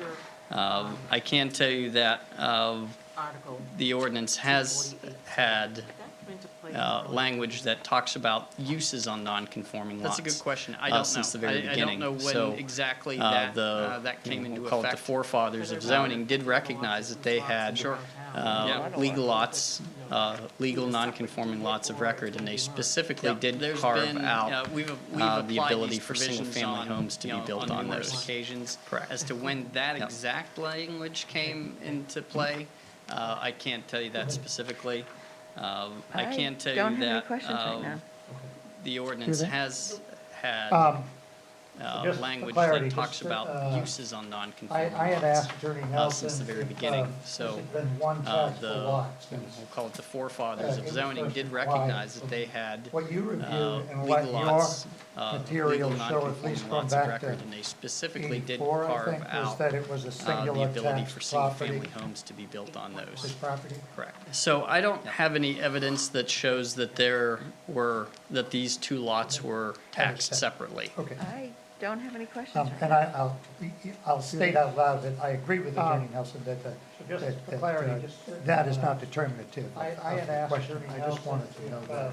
This has been one taxable lot. And then, Sure. And I don't disagree, I don't disagree with that either. You know, that's not that, parallel materials show it's at not, least that's going not back to uncommon. You know, we've often heard the, 84, I think, you know, we've was heard that the it was a phrase singular for tax tax purposes. property.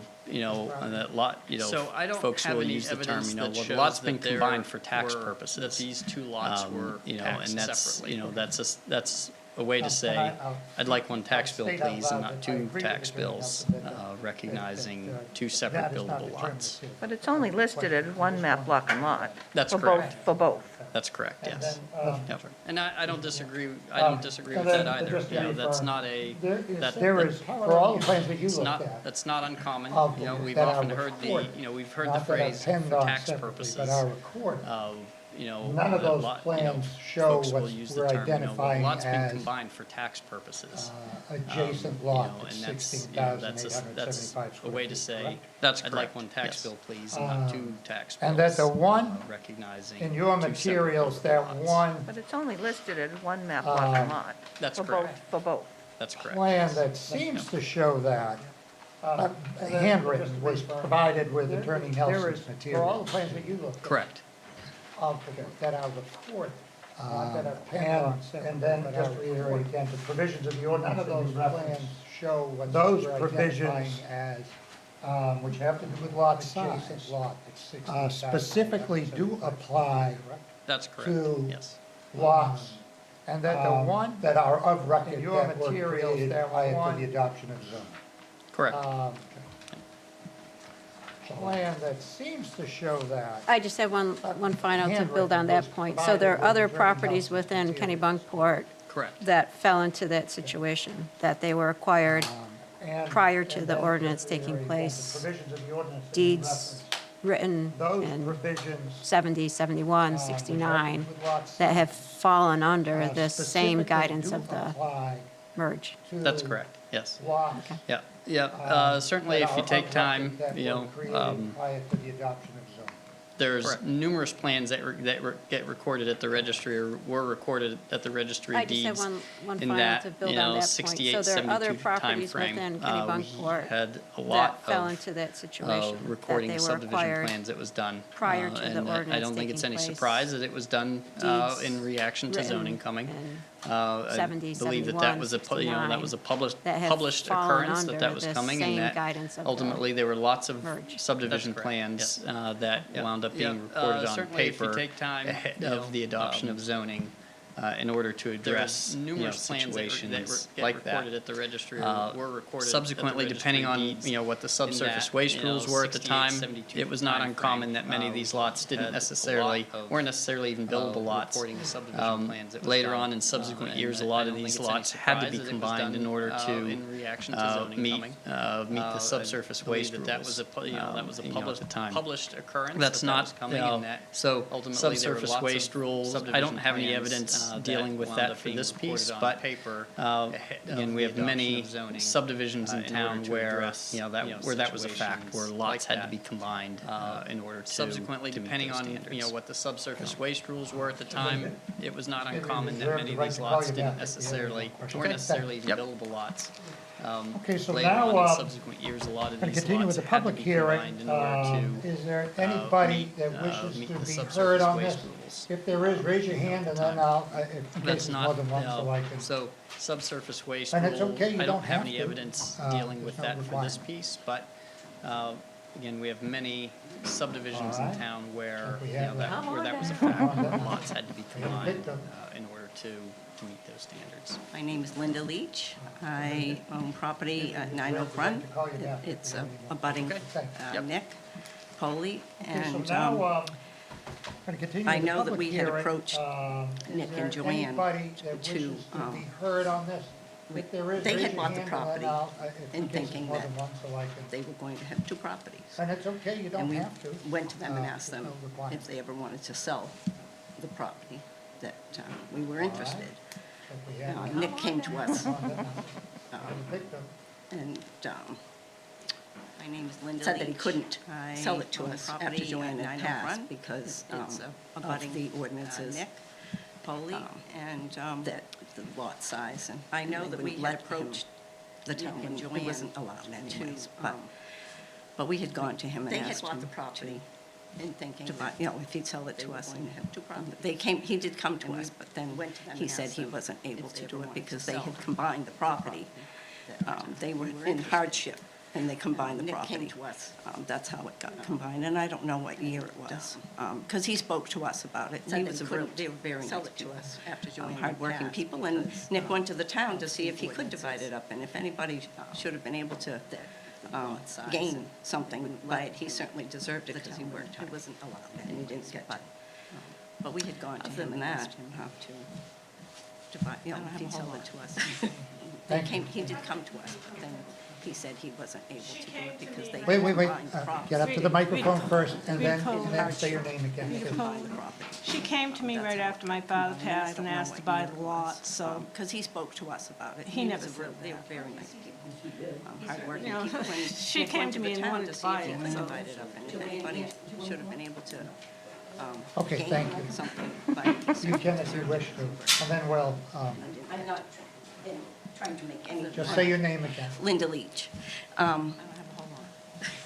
They did, we did have a conversation with the both of them. My husband did. We plowed their Wait, driveways for years. Get up to the microphone first. And then it was just a say your name conversation. again. It wasn't she anything, came to me what they were right gonna after do with my their father property was passed their and asked business. to But buy we the did, lot, so because it was he never said that. something we just thought, well, it'd be nice to just clear the lot and have She it came to clear, me and not to wanted to build, buy it, just so. to, because we are the abutter.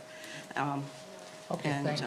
it wasn't allowed, so You we can never if you pursued wish it. to. And And Nick, then we'll, we didn't pursue, Just after say your Joanne name had again. died, he Linda had come Leach. to us and said that he wasn't able to sell that They lot did. or break We it did up. have a conversation with the because both of of the them. My way that husband did. we They had plowed transferred their it over to driveways one for lot. years.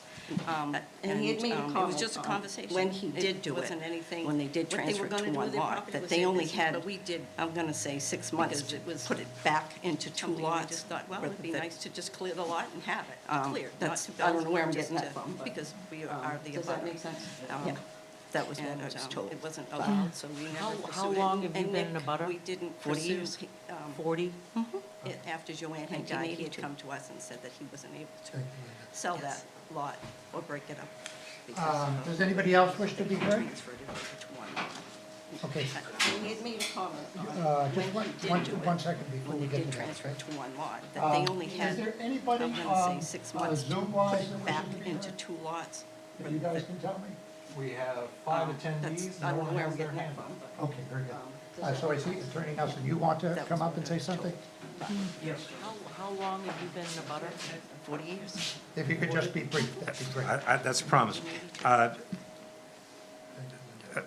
Werner made reference to Does anybody else wish to an be heard? unrecorded document or plan, and that I had included in everything that I had, that I knew anything about, and that included among the Polly papers. And this was the one that I was going to speak to you about at the beginning, and then because I had failed to respond to your email and submitted something 7 days prior, couldn't. I just want to If you could just be brief. fill in a little information, but why I didn't say to Werner, because I didn't know reference to be true, and I couldn't, you don't do that. Document or plan. And is the 1969 revised plan of Gerald and among the Polly papers. November 29th of 69. Recorded in the. This was the one that I was going to speak to you about at the beginning, and then on July 27th of 71. To your email prior to zoning. And submitted something 7 days prior. It's referred to as the revised plan. I just want to fill in a little information, but why I didn't say When I presented to Werner, because I didn't know it to be true. Werner as and just I part of my couldn't- package. You don't do that. What, This Ms. Gilbert?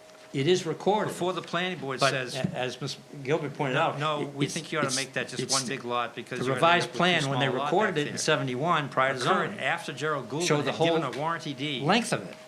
And I think Tom Regan felt motivated on behalf of his client to say, as it turns out, 2 years later, we need to do as much clarifying as we can as to what was in fact conveyed, sold, by deed. You know, the irony is, people, a lot of people don't know about the page number. And so the two things required for ownership to pass does not include recording on a deed. It is recorded in the registry of deeds. But as the true owner owns it, and the true owner signs it and delivers the deed. At that point, when they recorded it in 71 prior to zoning, we record it to tell the rest of the world that it's happened so that nobody gets defrauded. Motivated on behalf of his client to say. And so all I'm saying is, this was a supplemental. We need to do as much clarifying as we can. And all I could do in what I gave Werner, as I say, as complete a package as I knew when I was asking for his opinion, was a copy of this plan, which does not include that fourth side. But when you look at the 73 confirmatory deed that Tom did, and the true owner signs it matches perfectly. At that point, and it becomes one of those, do we hold the, we record it to tell the rest of the citizens of the town that it's happened to be as knowledgeable as an appeals board all I'm saying and as real estate lawyers this was to say, wow, we better do something about this. All I could do most people don't. In fact, many people get nailed as I say, when there's a merger provision or an increase in lot size. A copy of 2 years later, they go to do something with a lot they know they paid for and can't. That fourth side. So, when you look at the 73 confirmatory deed that for whatever it's worth did, it matches perfect. Yes. And it becomes one of those, do we hold the, But all the citizens of the town Sharon McCabe, to be as knowledgeable I as an appeals feel board for these people. and as real estate lawyers And to say, and wow, we better do unfortunately, something about this. But I also Most people believe don't. In fact, in many the people size get of the nailed property when and there's buildable a lots merger and what provision or an rules we increase in lot have size. so that we 2 can years have a later, good they go to do neighborhood. something And I'm with a just lot they know they wondering, paid for. as and the can't. Board of Appeals, So, I promise to be if I brief, bought a but I property just- for that whatever was it's worth. undersized and I couldn't build on it, Yes. and I owned that other property next to it, what could I put on that property to make it worth something so that I didn't feel like I spent money on one thing? Well, you know, I bought the big piece, but I have a piece that I can't sell because it isn't buildable. The property and What could I put buildable on there lots and to what rules do we adjoin the have property I have so and that we make can the have a good property worth neighborhood? more And I'm money? just I'm just- wondering, I know as that's, the Board of Well, we're not Appeals, here to I answer know, speculative we're questions, not, but I can but- tell you that if the two was properties that you undersized just and I couldn't described in your build on it. hypothetical were merged, and I Right. own that then you other could put property anything on it next to that the it. zone allowed for. What could I put you know, on that residential, property to commercial, make it et worth cetera, something? so As that long I didn't as it feel like I spent money wasn't, on one thing. you know, I bought the a big violation piece, of what but I have a that piece zone's that I can't uses sell are because it allowed, isn't and buildable. the lot What could I coverage put on there allowed, and the to setbacks adjoin the allowed. property I have and so make you the look up property what it worth is. You go talk If- to Werner. You have Yeah, to if make the sure that- septic that was- is- that I is- know, that is- sufficient. questions, But I can tell you that if Might the have a two nice garden. properties that you just described might have a great hypothetical were Okay. merged, Right. Okay, then thank could you. put anything on it that the zone Okay, anybody else? allowed for. Okay, hearing none, and nobody on, as long as it participates, and I'm gonna question. Sorry, what? Do we have a hand up? Violation. Oh, we have a hand up. Okay, How do we uses haven't are actually done allowed, this. and the lot see it on the coverage screen? allowed, and the setbacks allowed. So you look up. My name is Matt Hickey, and I'm the owner of the property at 4 Oak Run, which is directly across from the property in question. And my point is that there was an opportunity for the Polai family to contest or protest the zoning law, which happened or occurred in 72, and that unfortunately never happened.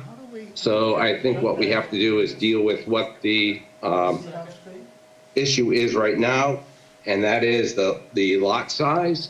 And if the lot size is too small, then at this point, I think that this is kind of a done deal.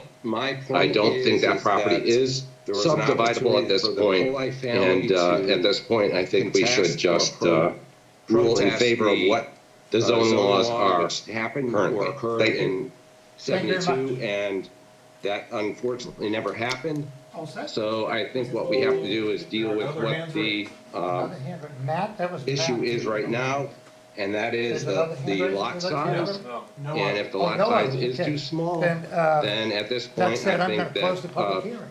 this is kind of a done deal. I don't think that property is subdividable at this point, and at this point, I think we should just rule in I have favor of one more what question. the zoning laws are. Thank you. I'll ask you the question. Thank you very much. So the question is, we've heard from both sides that There are no other hands the raised. owner of the property Matt, has that was told Matt. both sides that this was There's another not hand able raised to if you be let's hear from- uncombined. Oh, no that the others, lots okay. were merged. Then, He had gone that to the said, I'm gonna town close and the was public told hearing. that.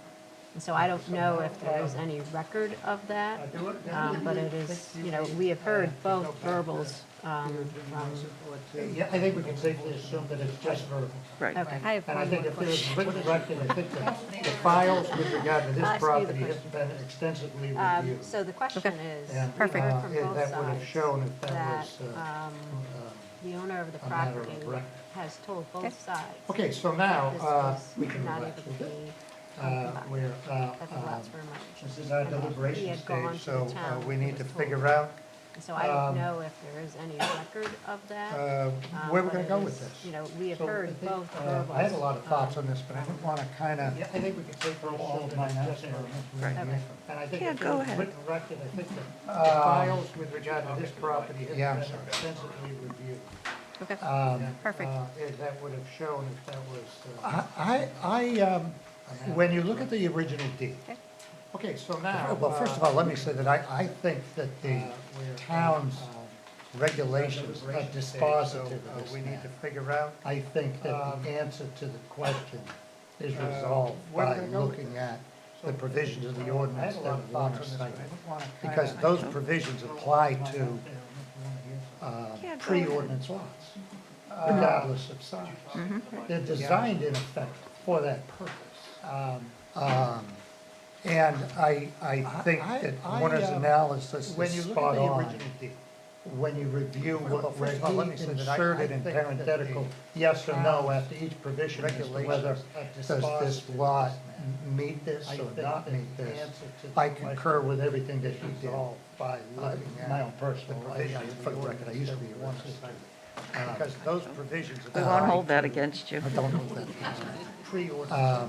But, so I personally think this is positive. For that, going back, because this is layered with many things. And the very first deed that we saw is pre-ordinance deed. And the pre-ordinance deed makes a reference to lot number 2. And because it makes a reference to a lot that's on a plan that is recorded, that's enough detail. Because you can go to the plan that is recorded, and you can see the perimeter of the plan, of the lot on the recorded plan. We won't So hold that a lot of against you. times, if you are selling property and it's a lot in a subdivision, and the subdivision plan is recorded, then you don't need to say all the meets and bounds, just go to lot number 2 on this plan to look at the plan. Whereas when you come to the second part of this conveyance in this original deed, it says, and also another certain lot or parcel of land situated northwesterly of and adjacent to lot number 2. And after that, there's no actual detail, because it says being designated to Nick Poley, but that doesn't exist. And the subdivision, but it doesn't exist. On a revised plan entitled, and then it has the plan name, and it says it's to be recorded. And the subsequent plan that is when you come to the second, which is that part of this conveyance in this original 31, it says, and does not show the plan. Another certain lot of Does not show the lot. So this lot is not described in this deed, and it is not lot number 2. In the plan, after that, there's that this deed says to make reference to being designated eventually recorded, so there's still no description. So the only description of this lot on a revised plan entitled, and then the confirmatory, the attorney else pointed out was confirmatory to be recorded, and the subsequent plan that is recorded, which is that, and she worked for me. And that deed was written in post, so this, the first time this property was described was after the ordinance was adopted. in the I don't know, I'm plan, not saying that's dispositive, this or not, I deed just want that to be says very clear, make that reference there's to no it, description and of it is this lot, eventually recorded. and there's no plan that There's still no describes this description. lot. So the That only is of record description of this until lot the confirmatory is in the deed deed in that 1973, which was done confirmed after. that Attorney Nelson zoning. pointed out was Confirmatory deed by Attorney. That was one point that I was making.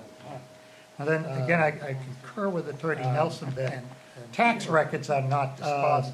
And that Attorney Nelson did point out that the family post may, or The first time this parents made an property was investment in the described was property. after the ordinance. they're losing the benefit I of don't their know, I'm not investment. saying that's dispositive or not, I just want that to be very clear. And that I there's no would note description of this lot, that and if there's you no plan own that a describes this buildable lot, that is you of are record taxed until the as a confirmatory buildable deed. lot. in And while that was 1973, tax which was done after more nominal zoning. back when all taxes were more nominal, that nowadays that tax is not nominal. Again, I It's concur much with more Attorney Nelson significant. that tax And records are not this- dispositive. You know, Attorney the Nelson did point out that the applicant's family position is that there May are or two lots here, but if made there an had investment been, in the property. if the town had recognized There two was a lots, there would have been a investment. substantial amount of tax paid.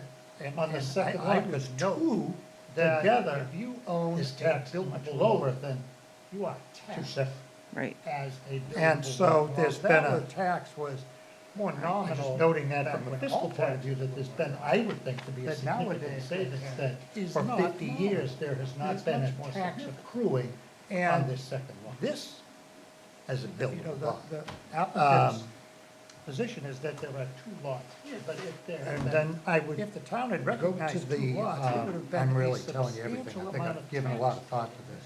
on the The second lot. tax, the two building permit together applications that you were is talking taxed about, much lower than. which were a part of the package And so of, there's been a, the code enforcement I'm office. just noting that from a fiscal point of view, that there's been, I would think. to be So, right, the first one is from 1978, and the question is area of property. And put in is 34,375 square feet. And that the town map block and lot is stated, and that's the same one, I think it's been telling you everything. I think I've given a for lot of quite thought. some time.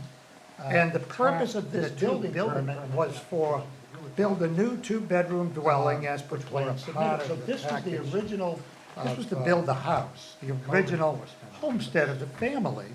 And the representation made by the applicant, was this is the applicant is responsible for the materials included in a building permit application. said that the lot was 34,000 And that and the change. town And map that block and is lot is roughly stated, what and these that's two the same one I properties think are it's been. together. Right. And then, For quite some time. 4 years And the later, purpose of this building permit was for. or 3 years build a new later, two-bedroom three and a- dwelling. three and a half years as the plan later, submitted. So this when is the there's original- another building this was to permit build a house, application the to build a original breezeway homestead and of the family. garage onto the existing And house, Representation made. per the by permit that was applicant, granted, because this is the one I the- just referenced in the 1978. applicant is This one, responsible area for of the property, materials 33,800 included square in a feet, building again, permit in the same application. ballpark as Said that the lot was the prior 34,000 building and permit change. application, And but it that is roughly the size of the what these two properties are properties Right. that we're And told then exist being put 4 together. years later. So this is a, to me, Or this 3 is a years. representation made by the Three and a half years applicant when which there's is another Nick building Foley, permit to application the town to build a about the breezeway and property that garage is onto the existing asking for house. permit on. And I think that's a for the permit that was representation that's granted, being the one I made just referenced in by the 1978. applicant. This one, area Um, of property, 33,800 square feet, And then, again, and then, in the same you know, I ballpark think as if we look at prior the, building permit the application. analysis But it and is the, roughly the size of what the the code two officer did in his properties letter that we're back told to exist Attorney together. So this is a- Nelson, so to that me, was on, This is a August 11th. representation made by the those applicant, provisions are, which is Nick I Foley, can say they're not uncommon. about the property, this merger provision is not unique to the town. I think that's a Kennebunkport. representation that's being From my made experience by as the a real applicant. estate attorney that did a lot of Um, zoning. And that, you know, I there's think no, if we- there's if we no look at provision the, in the ordinance that the analysis and the. would allow these what the two code properties officer not did to be merged. is Because letter one's back to developed and Attorney, one isn't. And both are Nelson, substantial. so that was. And both are in the same August 11th. ownership. If this had been, if provisions one had been are- in Mr. Polly's name I and the think other they're not was in Mrs. uncommon. Polly's name, or if one had been in both the Polly's names and the second lot was in one of the Polly's names, those differences in title would be adequate to prevent merger. There's no such, Because it's no the same provision in the ownership, order. but here it's the same ownership the whole time. Would allow these And two so properties not to be merged. It's an automatic. I One's have to developed respectfully disagree and with one Attorney Nelson, but And both are subdivided. the And fact that both are in the same. the one lot and what This is, had what been- is if one offered had as the been in second lot, Mr. Polly's name and the created other was in pre-zoning, Mrs. Polly's name? doesn't Or one had get been them in out both of the Polly's application names of these and the provisions, second lot which was are one of the in Polly's part names. designed to Those address such lots. differences in title. So, would be it was adequate more to than I prevent expected to say, but merger. because it's not the same ownership. That's that's kind of my I think the other, an additional salient point It's an automatic. I have to for me respectfully was disagree the with Attorney Nelson, but planning board of 71. the fact that. and they're direct So, and- yeah, so and I could, what is I offered could as the second lot, look aside the tax map, I can look aside does it a building get them permit out of the application, application of although these those are provisions, two which are basically in part awareness designed to issues on, address like, as you said, the owners' side that they're aware of how this property is being viewed. But for me, the salient point was the planning board submission on 71, which directed the owner of the property at that time that those were not planning board applicable building lots. And that's prior to the ordinance that Warner had gone through. Look aside the tax map. Everything else aside, you come back to that point and says, and it says, you know, that was not an approved by right by the planning board or the selectmen at the time. That they're aware. And it was recorded as such. For me, the salient point was the planning board. You had in 73 on 71 clarification directed. And so you have no recorded at that time that those were not area applicable prior to that 73. Prior. But you do have a ordinance that recording from the governing planning board or the selectmen that that was not approved. And says, so if we put everything else Well, in their aside, notes, it's in their- it's in their notes, right. And then there's a recorded At the time. plan on 71 that has the combined And lot. then Right, you but had in just for the record, 73 the clarification. two lands that are combined in And that so you latter have plan. no recorded Are not area all. prior to that Polly lands. 73. Exactly. But you It's do have exactly What a Attorney Nelson was identifying recording as from Higgins was named the on one governing side, and planning 16, board or the selectmen 875, that whatever that it was was not on the approved. other side. But that, So if we those put were everything presented- else that's aside, notes. It was It's shown in their one- notes, right. one And then on there's a 31. recorded plan on 71 that has the combined lot. One other Right, but question came to my just mind, for just the 'cause it's happened The before, two there was lands also that no are sewer combined in stuff, that latter plan when they ran sewer down, because like, sewer goes down Wiles District. I are don't know not if this all subject lot would be of subject to Polly. private septic or Exactly. sewer. It's- But when sewer, like Exactly. Goose Rocks, Attorney this Nelson was was common at identifying Goose as Rocks when we did this merger Higgins thing. was named on one And there were a side, few and lots that were 16, left a sewer stub. 875, whatever it was, Because on the town other did side. recognize But them that, as lots of those were record. presented, that's, was shown as one plan. I'm sorry, one. You're also on a private road on Oak Run. Well, I do know while Do you have sewer? the sewer No. system did put. You're not sewer. I mean, this- On Oak Run, but on Wiles District, there is. But not on Oak Run. But that lot doesn't cover Right. Wiles District. So there's no sewer, no sewer stuff. No, I know, but, you know, I have seen where there's no sewer T, but there is a buildable lot. So it's not, it can't be dispositive. Whether a T is there or not, I don't. Right, because some lots can support a septic system, and they don't have to have a sewer. No. And sometimes And it's still buildable. It wasn't the obligation of the sewer district to make sure it's identified every single. But that lot doesn't cover, right, What do you? Wiles District. So I'm, Excuse me. no sewer stuff. No, I know, but. I'm you all know, I've about seen where, the there's no ordinance sewer T, and what the but ordinance there is a says. buildable lot. So it's not, it can't be dispositive. It doesn't matter whether these lots were created Right, because some lots before can zoning, support a septic system. because and they the don't have ordinance to have a clearly sewer. states that the two or more contiguous lots or parcels in a single or joint ownership of record at the time of or since adoption of this ordinance. So at the time of means when this ordinance was created, you had two contiguous lots in the same ownership, and what the ordinance they become merged. So That's, whether the lots were created and when they were created and all of that, were created before to me, isn't as important as what this ordinance says. And even if they were created legally before the ordinance was created, if they were both in the same ownership, they became a single lot.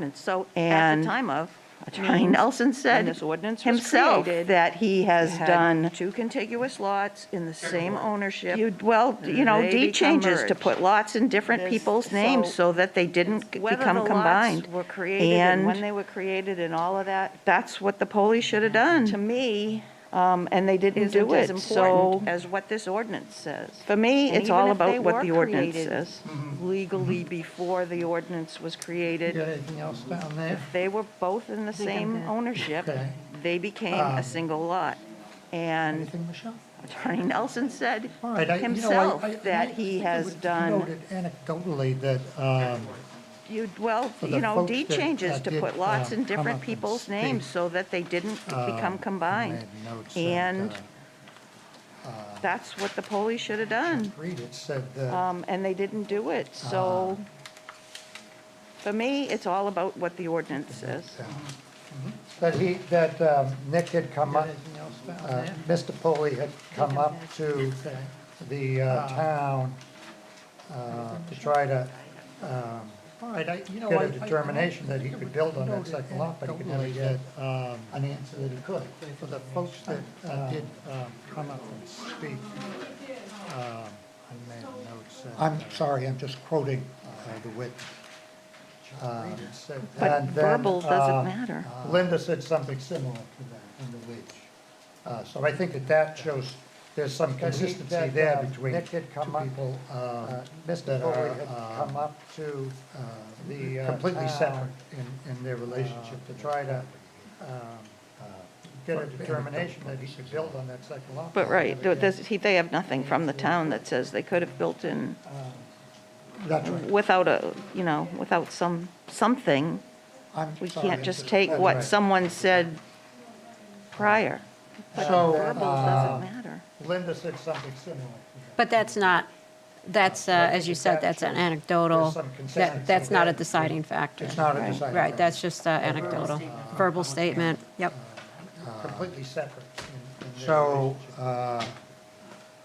Okay, do any of you have any questions? But that need to be they have nothing from the town that says they could have built in Before we end that deliberation? without without No, I think on a, part of my mind, just take our what mind should someone go said towards the hardship for the family, which I prior. think was brought up by So, Attorney Nelson. But as everyone has pointed that's out, not- there are as you said, families that's an within anecdotal.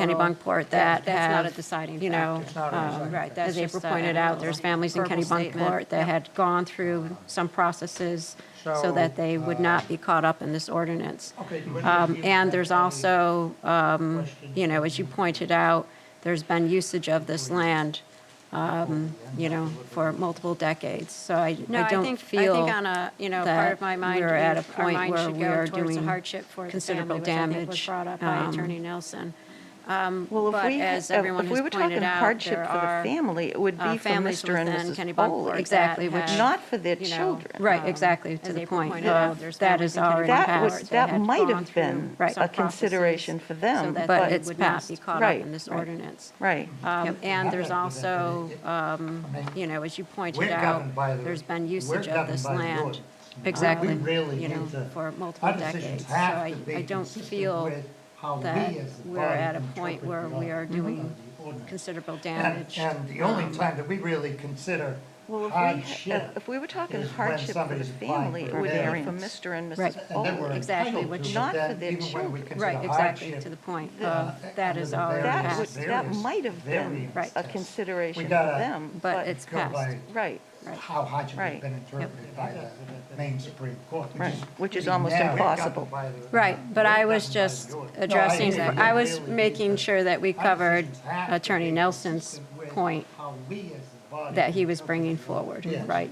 Because it was brought up several And times the in only his time we speech, really which consider was, building I just wanted to make sure that they heard from the board that, And then we're entitled to where we that, fell even on when we that. consider hardship, okay. The various, so before we, take a motion, before we go by, want to know how it's been interpreted by the Maine Supreme Court. Right, which is We only almost need to impossible. vote on Right, whether but or I was not just I addressing, hear you. I was making sure that we covered approve Attorney Nelson's of point the that he was bringing forward, Yeah. right?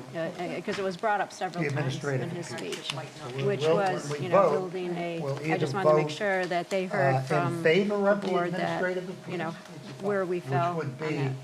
benefiting the applicant, Attorney Nelson. So before we. Or we would vote against the administrative appeal, would be upholding the determination of the code enforcement. We only need to vote on whether or not. And then we'll have to have a decision, and the secretary will draft of the brilliantly our decision, which I will edit slightly. We'll on receipt. We'll either vote in favor of the administrative. You can make a note of all the facts. Which would be about and also benefiting the applicant, that Attorney Nelson position. Or we would vote against the administrative appeal would be. So I think it's pretty clear from our discussions of where, Okay. I mean, I find that the real dispositive stuff is the ordinance. And, do you agree with that? Will draft, I do. do you agree? Brilliant. I agree. Do you agree with the decision?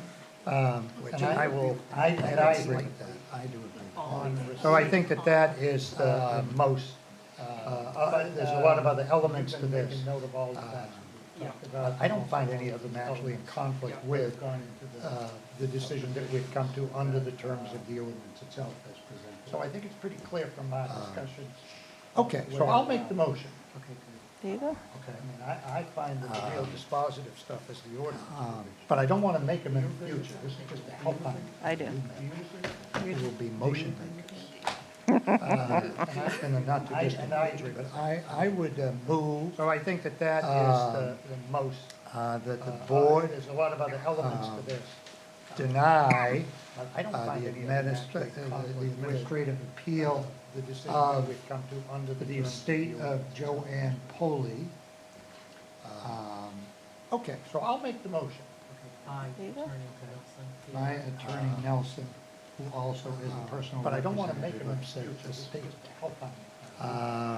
It will be do I hear a second? Second. And then not to all in favor showing of hands, please. That is 5. That the board in favor of denying the application. And therefore denying the administrative appeal, and none in opposition. Okay, so that's, I'm going to close this hearing with regard to this application. I'll tell Attorney Nelson that we try to get the decision out within 7 days. We have a holiday coming, which will extend that period of time and some travel, but you'll get a decision. You should get it sometime next week. Okay. And then the board, I still want the board denying. Oh, yeah, okay. But if you guys want to depart, that's it on this particular subject, none in opposition. Okay, so that's, I'm going to close this hearing with regard to this. We talked about, the delivery of the materials on the part within 7 days. We have a holiday. And then we made an exception to that period of time. I abstained, but you'll get a decision. You should get it sometime next week. Oh, yeah, why don't you come over here? So anyway, when we were doing. Can you see? I can see. That's it on this particular side. We needed to get a kind of feeling of how everybody was on that. So before, we came here tonight, or would be deciding tonight whether or not we're going to go forward. I wanted kind of a straw vote before we made an exception. And during that process, I can tell you, Kevin McDonald, who's not here because his brother's Oh, yeah, why don't you come over here? So anyway, was thinking about. Can you see? I can see, thanks. Was thinking about bringing us into the 20. Paul, is this, do you want this broadcast? No. Well, it's still on the meeting, but, I mean, I'd rather talk off the record, but it is a matter of record. So anyway, his suggestions, he started to talk about, well, everything is electronic nowadays, so why don't we just bring up the rules to the real world and maybe just, let the electronic submission stand alone. So I said, that's a fine point that we can discuss sometime. You can be the advocate for that. So everybody needs to think about, I'd rather how they feel about that. But it is a matter of. I wanted to note that these areas. So anyway, so in the materials that you get when you make an application to the board for an administrative appeal, and maybe I have the cover page. Folks, your conversation is interfering with our broadcast. Can you please go to another room or outside, please? Rita? Sir, Chuck? Chuck, Rita? can you do that outside? We're still on air, sorry. please take it outside or to another room. How they feel about that. I wanted to know. This is the zoning board of appeals checklist, that was administrative. In the materials that you get, which was given to the applicant, given all applicants, who do it administratively. And on the second page, it says, for an administrative appeal, quote, under number 3, it is the responsibility of the applicant to mail a copy of the completed application and all items listed above to each ZBA member and then underline a minimum of 14 business days, end of underline, before the next regular scheduled meeting. Failure to submit any item may result in the cancellation of your public hearing and will delay the ZBA decision. So it's rather definitive that if this isn't put in the mail 14 days before the, under number 4, the next regular, responsibility of the applicant, the next regular scheduled meeting. Of the completed application, all items. So this was not a regular scheduled meeting. Each ZBA member, because we need to set the underline, minimum of 14 business days. And that's because we have before the next regular, and when we looked at scheduling this going further out, any item may result in the cancellation of the public hearing. We really did this as a courtesy. Delay to the applicant to get the matter heard. But this, I'm pointing out that if anybody wants any of this change, this is one place where we need to check. The second place that I tell you to consider is in our bylaws. So this was not a regular scheduled meeting. Because our bylaws state, and this is the first one, I think it's the bylaws. We had the holiday coming, and when we looked at scheduling this going further out, it wasn't gonna be. Yeah, it wouldn't be in the code, but Isn't there something about we gotta get stuff 7 days before? There is, and I quoted the bylaws in that email I sent out. This, I'm pointing out that if anybody wants any of this changed, this is one place where we need to change. The second place that I tell you to consider is in our bylaws, or business meetings. Bylaws. And our bylaws state, it's not jumping out at me, I need some time to find it, but if we look around in the bylaws, I think I quoted it in an email I sent to you it wouldn't guys. be in the code. Oh, here it is. I'm sorry. Members shall not make decisions based on information from persons appearing before the board if the information has not been received at least 7 days prior to the meeting.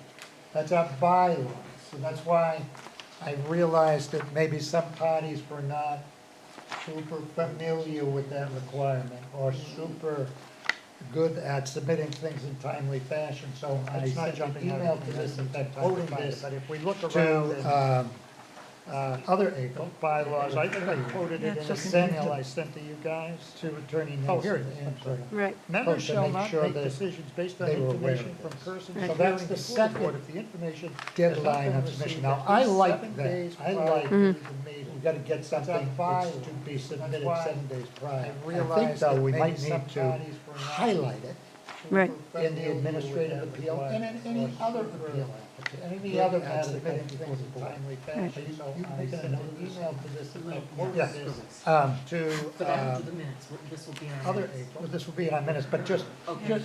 one place is in the, now that's the that's the application checklist, but that's for an administrative appeal, that's not necessarily for conditional use. Now, I like that, we may need to check on that, but anyway, we need to be consistent with all of them. I was gonna say we should be consistent dates and all that. And then I know April has expressed a desire to get everything printed. She likes to give it to us printed and doesn't see why the town would need to print it, and a lot of people don't have printers. Right, I don't think that it's I would give you board exhibit A, B, and C as my oldest son, now that's the application, the application checklist. But that's right, an my daughter doesn't either. So, printing is But not. you work. But anyway, we need to be. I think consistent part of with the all problem too also is, as Attorney And then I Nelson know pointed April out, has he gave us expressed a 8.5 desire by to get 11, everything and sometimes these are printed. legal She likes documents. the- And We I- can't print them. I don't have legal Uh, paper at home, I have 8.5 by and 11. Right. So, you know, then you have to shrink it down, and then I A can't lot of read it. people don't. There's a way, though, that Right. could have been I don't done. think Yeah. that it's, No, but I think that's part of the reason why I think we have to, you know, the argument for Going getting with hard printed copy. submissions.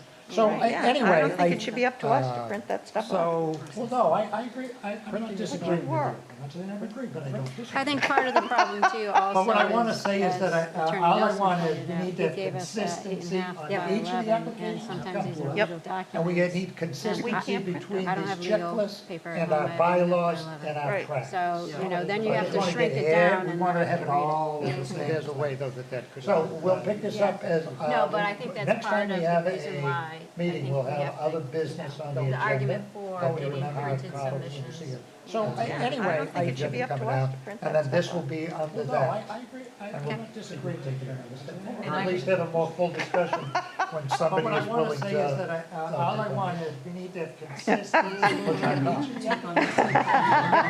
I agree with her anyway. And I was just looking in the ordinance too, because it may specify in the ordinance. I don't know if it does it? I don't know, I have to, I was just scanning quickly and I didn't see it, but if it says that they have to mail out packets to the board.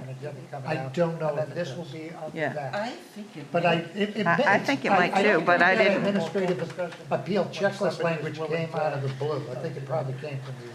A lot of those checklists started when I worked in the town office. Right, and they must come from the ordinance, so, So, and, well, let's, pick up on that so later. if it comes from You're in in the charge of ordinance that. too, so if it comes from the ordinance, specify in the I ordinance. don't know. what Okay, I'll that is. entertain a No, we're not, motion I don't know, to, I'd have to, I was adjourn the just meeting. scanning quickly and I didn't see it, but so moved. If Second, it says that they All in have to mail out favor? packets to, I'm missing the board. all in favor? Yeah. Thank you, that's voted. Thank you. Fine. This meeting is I think it might too, but I didn't. Administrative appeal checklist language came out of the blue. I think it probably came from the. A lot of those checklists started